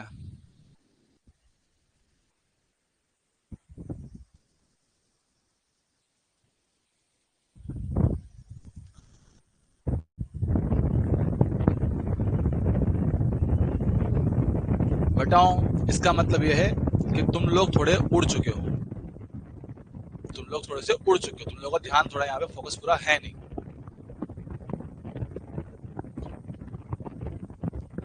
ठीक है, समझ लो, तुम लोगों का ध्यान थोड़ा कम हुआ है। और ध्यान कम का मतलब क्या है, समझाता हूँ कि सर एक आध एक टफ सवाल आया, एक आध एक टफ सवाल आया, वहां थोड़ा दिमाग खराब हुआ, उसके बाद से पूरा फोकस बन ही नहीं पा रहा है, उसके बाद से पूरा इंटरेस्ट, पूरा फोकस बन ही नहीं पा रहा है। ठीक है, कहानी बेटा ये हुई है। असल बात तो ये है कि सर आपने शुरुआत में एक दो क्वेश्चन बढ़िया करवा दिए तो थोड़ा दिमाग उड़ गया, है ना। तो देखो अब समझिएगा, अब चीजें मैं आपको कुछ सिखाने वाला हूँ, कुछ समझाने वाला हूँ, जरा बात को ध्यान से सुनिएगा, कृपया करके जरा स्क्रीन पे थोड़ा फोकस रखें। ठीक है, हाँ, जरा बात समझना, मैं आपको क्या सिखाने वाला हूँ। ठीक है, ठीक है, बात समझना। एक सवाल बोलता हूँ, ठीक है, सवाल पूछता हूँ, क्या मेरे पास है, 0 डिग्री सेल्सियस पे आइस है। ठीक है, कितना है मेरे पास, 5 ग्राम। इसमें मैंने मिक्स किया है, क्या मिक्स किया है, 30 डिग्री सेल्सियस वाटर, जिसका द्रव्यमान कितना, 5 ग्राम है लिया है। सवाल यह है, इस मिश्रण का अंतिम तापमान क्या होगा, इस मिश्रण का अंतिम तापमान क्या होगा। हालांकि यहां से सवाल कभी आया नहीं है, लेकिन मेरे सिलेबस का हिस्सा है तो देखना पड़ेगा। ठीक है, सबसे पहले जवाब दो, कौन ऊष्मा देगा, कौन ऊष्मा लेगा। इनके बीच में क्या होगा, हीट का ट्रांसफर होगा। इनके बीच में क्या है, हीट का ट्रांसफर होगा। मुझे बताओ इनमें से कौन हीट देगा, कौन हीट लेगा, कौन ऊष्मा देगा, कौन ऊष्मा लेगा। मैं फटाफट देख लो ताकि मैं एक दो सवाल करवा के फिर क्लास एंड कर पाऊं। बताओ, इनमें से कौन ऊष्मा देगा, कौन ऊष्मा लेगा। सर वाटर देगा, क्योंकि ये उच्च तापमान पर है, हाई टेम्परेचर पर है, वो लो टेम्परेचर पर है, तो हाई से लो की तरफ हीट का ट्रांसफर हमारे पास होता है। हाँ सर, तो यहां से हीट यहां जाएगा। अच्छा, तुम खुद से सोच के बताना कि अगर इसको ऊष्मा मिलेगा, इसको ऊष्मा मिलेगा 0 डिग्री सेल्सियस पर है, तो इसके साथ क्या होगा। सर अगर आइस को जो 0 डिग्री तापमान पर है उसको ऊष्मा मिलता है तो वो पिघलता है, सही बात है, पिघलता है। हाँ सर, और इसमें से अगर ऊष्मा निकालोगे तो उसका तापमान घटेगा, इसका तापमान घटेगा, सिंपल सा बात है। अब सर कहानी ये है कि इनके मध्य में ऊष्मा का संचरण तब तक होता है, ऊष्मा का संचरण तब तक होता है जब तक मेरे पास दोनों का तापमान समान ना हो जाए। करेक्ट है, यस सर। पर कहानी यहाँ पे क्या, बच्चे थोड़े कंफ्यूज हो जाते हैं कि सर कैसे करें, क्या करें, कैसे आइडिया में लगे, कि जो आपने बताया वो तो समझ में आ गया, लेकिन जैसे ही इसके न्यूमेरिकल पार्ट में घुसेंगे मर जाते हैं। एक बताता हूँ आइडिया, समझना क्या करते हैं। बेसिक कॉन्सेप्ट जो होता है, देखो हमें पता है कि ये पिघलेगा, तो मान लो कि ये पूरा पिघला, मान लो पूरा पिघला, तो पूरा पिघलने में 0 डिग्री वाटर बनाने के लिए कितना हीट चाहिए होगा। सर हमें जो हीट चाहिए होगा वो चाहिए होगा M×L। तो M कितना है, M का मान है 5, L कितना होता है 80, भाई गुणा करो भाई, कितना है पास 400। तो 400 कैलोरी चाहिए इसको पूरा पिघलाने के लिए, 400 कैलोरी चाहिए पूरा पिघलाने के लिए। अच्छा, उसने हीट दिया, मान लो कि वो भी 0 डिग्री सेल्सियस वाटर पे आ गया, हमने माना है, हमें पता नहीं, हमने माना है। ठीक है, तो तापमान में बदलाव हुआ तो कितना हीट दिया होगा, MS∆T दिया होगा। द्रव्यमान कितना भैया, M 5 ग्राम, S कितना होता है, 1 होता है। 30 से लेकर 0 तक 30 का बदलाव हुआ है कितना, 150 कैलोरी। अब तो मुझे बताओ कि सर बर्फ चाहता है कि मुझे 400 मिले, बर्फ चाहता है कि मुझे 400 मिले तो मैं पूरा पिघल जाऊं, बर्फ कहता है कि मुझे 400 मिले तो मैं पूरा पिघल जाऊं, लेकिन पानी बोलता है कि मैं तो सिर्फ 150 दूंगा, मैं तो सिर्फ 150 दूंगा, वो भी कब, तापमान जब सेम हो चुका है। देख लो तापमान सेम हुआ है, हाँ सर तापमान सेम हुआ है। तो सर ये बोला कि मैं तो दूंगा 150 रुपया, वो बोलता कि मैं को तुझे 400 रुपया, तो तुम मुझे बताओ, हीट तो वो फिक्स है ना भाई, जितना हीट ये देगा उतना वो लेगा, जितना हीट ये देगा उतना वो लेगा। ये 150 दे सकता है, वो 400 मांगता है, ये 150 दे सकता है, वो 400 मांगता। तुम बताओ बर्फ पूरा पिघलेगा कि नहीं पिघलेगा, बर्फ पूरा पिघलेगा कि नहीं पिघलेगा, जवाब दो, बताओ। ये 150 दे सकता है, वो 400 मांग रहा है। बर्फ पूरा नहीं पिघलेगा, थोड़ा बहुत ही पिघलेगा। और तुम्हें पता है जब तक बर्फ पूरा पिघल नहीं जाता है, जब तक बर्फ पूरा पिघल नहीं जाता है, तापमान कितना उसका सर, वो रहता है मेरे पास कितना, 0 डिग्री सेल्सियस। पढ़ते ना, जब तक फेज चेंज हो रहा होता है तापमान में बदलाव नहीं आता है, तापमान में बदलाव नहीं आता है। तो मेरे पास क्या है, आपका फाइनल टेम्परेचर, क्योंकि फेज चेंज चल रहा है, हुआ नहीं है, तो 0 ही रहेगा। तो सर ये इतना सोचना बड़ा मुश्किल काम है, इतना सोचना थोड़ा मुश्किल काम है। 0 बना रहेगा, कुछ बर्फ पिघलेगा भी सही, कुछ बर्फ पिघलेगा भी सही, और कितना पिघलेगा वो भी निकाल सकता हूं। ठीक है, चलो मान लो ऐसा ही एक सवाल और लेते हैं, ऐसा ही एक सवाल जरा और ले लिया जाए। कितने पास आएगा, देखो मेरे पास ऐसा एक सवाल लेता हूं। कितने पास है, 0 डिग्री सेल्सियस पे मेरे पास क्या, आइस है। कितना, 10 ग्राम। मेरे पास कितना हो गया, और 50 डिग्री सेल्सियस में मेरे पास क्या है, पानी है, 20 ग्राम। सवाल फिर से भाई कि मेरे पास इस मिश्रण का अंतिम तापमान क्या होगा। ठीक है, कहानी फिर से वही है, कहानी मेरे पास क्या है, फिर से वही रहेगी। सर इसको पहले पिघलाएंगे, क्योंकि मेरे पास क्या है, उष्मा वहां से यहां पे आएगा, इसको उष्मा मिलेगा तो ये पिघलेगा। तो मान लो कि पूरा पिघल गया, मान लो पूरा पिघल गया, हाँ सर पिघलेगा, तो मेरे पास कितना, M × L हीट लगेगा। तो M कितना है 10, L कितना है 80, गुणा कितना 800 आएगा। सर मान लो कि ये भी ठंडा होके 0 डिग्री सेल्सियस वाटर तक पहुंच गया,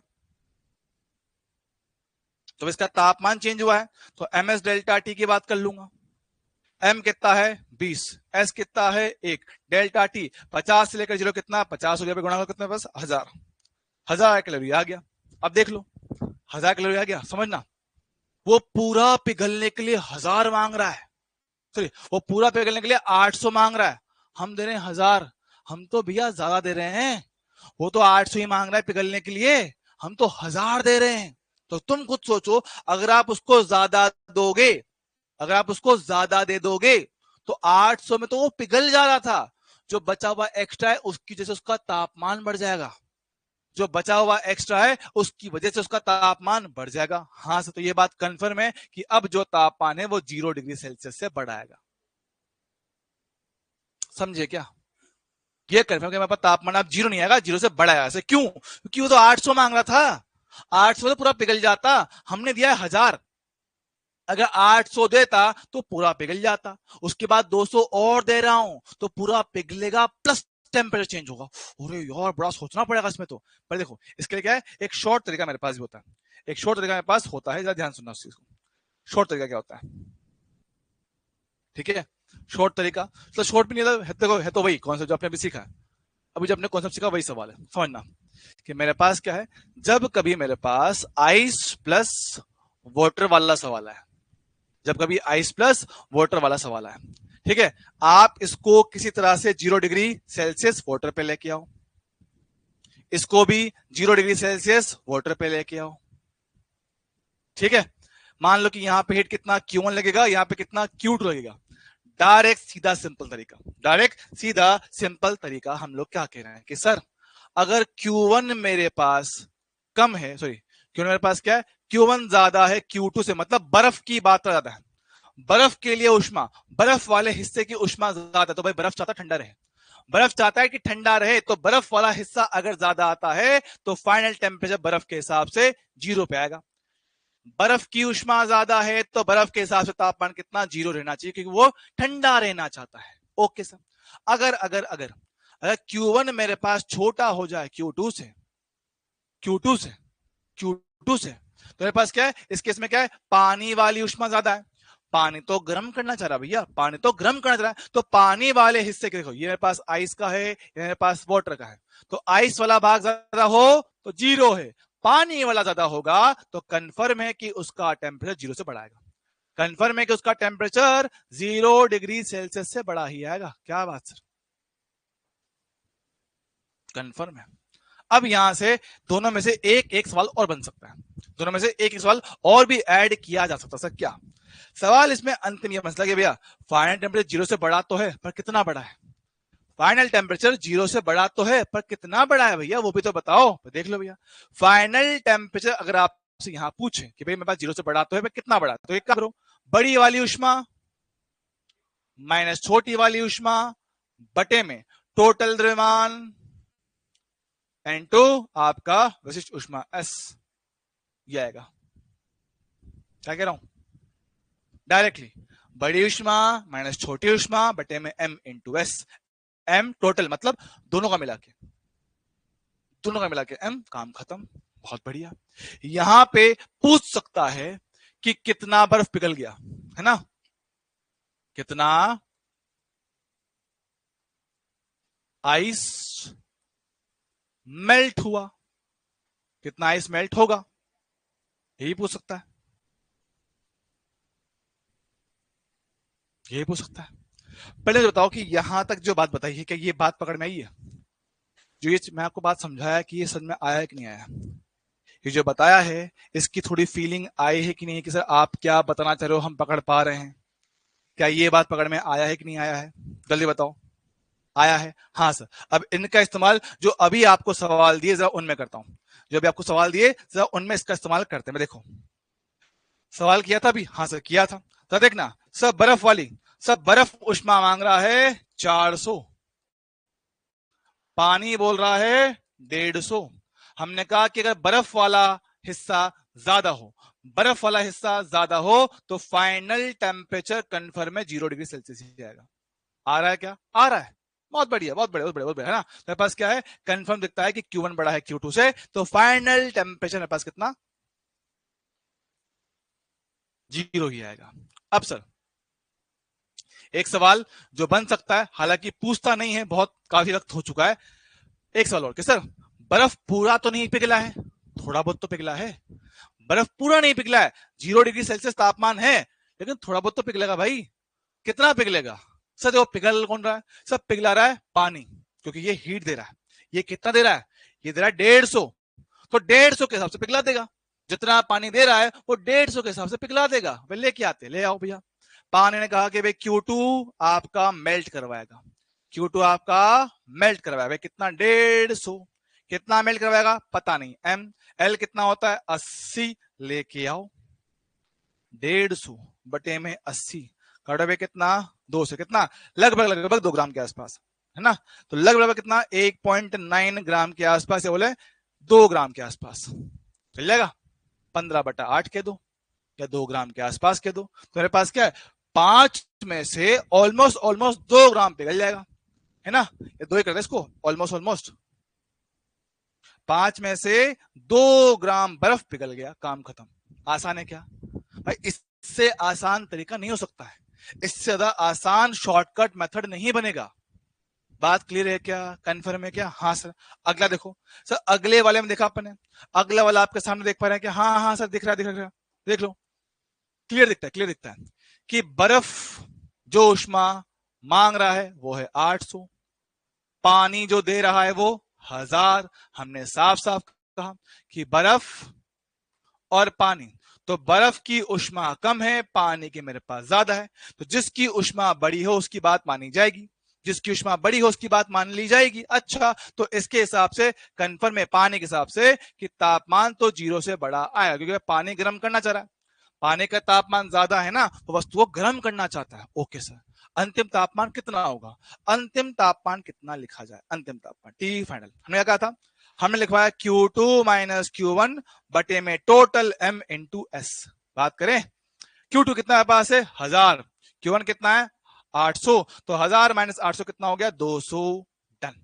M कितना है द्रव्यमान 10 प्लस 20 30 ग्राम हो गया द्रव्यमान, S कितना 1 हो गया, मैं घटाओ कितना 20/3, 20/3 डिग्री सेल्सियस ये आपका अंतिम तापमान होगा, 20/3 ये आपका अंतिम तापमान होगा। बोलो बात समझ में आई कि नहीं, बोलो भैया बात समझ में आया कि नहीं, हाँ भाई 6.66, 0 से बड़ा आएगा 6.66 डिग्री सेल्सियस मेरे पास तापमान होगा। सर क्या बात है, मजा आया, क्या बात पकड़ में आई है क्या,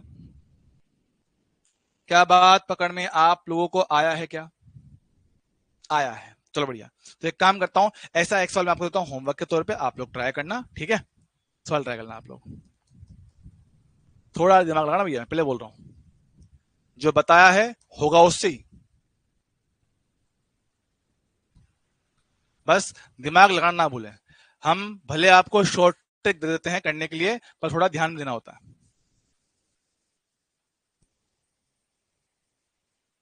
आपका फाइनल टेम्परेचर कितना होगा? अब इसमें कुछ एक दो सवाल कराने और बाकी मुझे, ठीक है? एक दो टाइप के सवाल कराने और बाकी हैं, बाकी ऑफिशियली चैप्टर आपका खत्म हो चुका है। ऑफिशियली ये पार्ट आपका खत्म हो चुका है, इसमें एक दो टाइप के सवाल थोड़ा कराना बाकी है, ठीक है? तो हम कल, आपका चैप्टर खत्म तो हो ही जाएगा, साथ में नया पार्ट स्टार्ट कर देंगे। आपका अगली क्लास में नया टॉपिक स्टार्ट करेंगे। तो आज की कहानी होती है यहीं पे समाप्त। उम्मीद है आपको सब कुछ एकदम क्लियर होगा, उसमें कोई समस्या, टेंशन, दुख दर्द, पीड़ा नहीं होगी। ठीक है दोस्तों, चलेगा?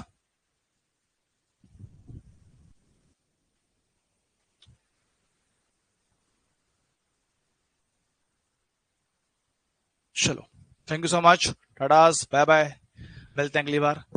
ठीक है, चलो मैं आज दिन में आपको कुछ क्वेश्चन और भी डाल दूंगा ताकि आपको टॉपिक में थोड़ी सी क्लैरिटी मिल जाएगी। ठीक है, चलिए, बाय बाय। बेटा नारुतो भाई, तू मुझे ना व्हाट्सएप कर दे, अभी मैं थोड़ा जल्दी में हूँ, ठीक है? तू मुझे व्हाट्सएप कर दे, मैं तुझे वहां जवाब दे दूंगा, ठीक है? चलो, बाय बाय।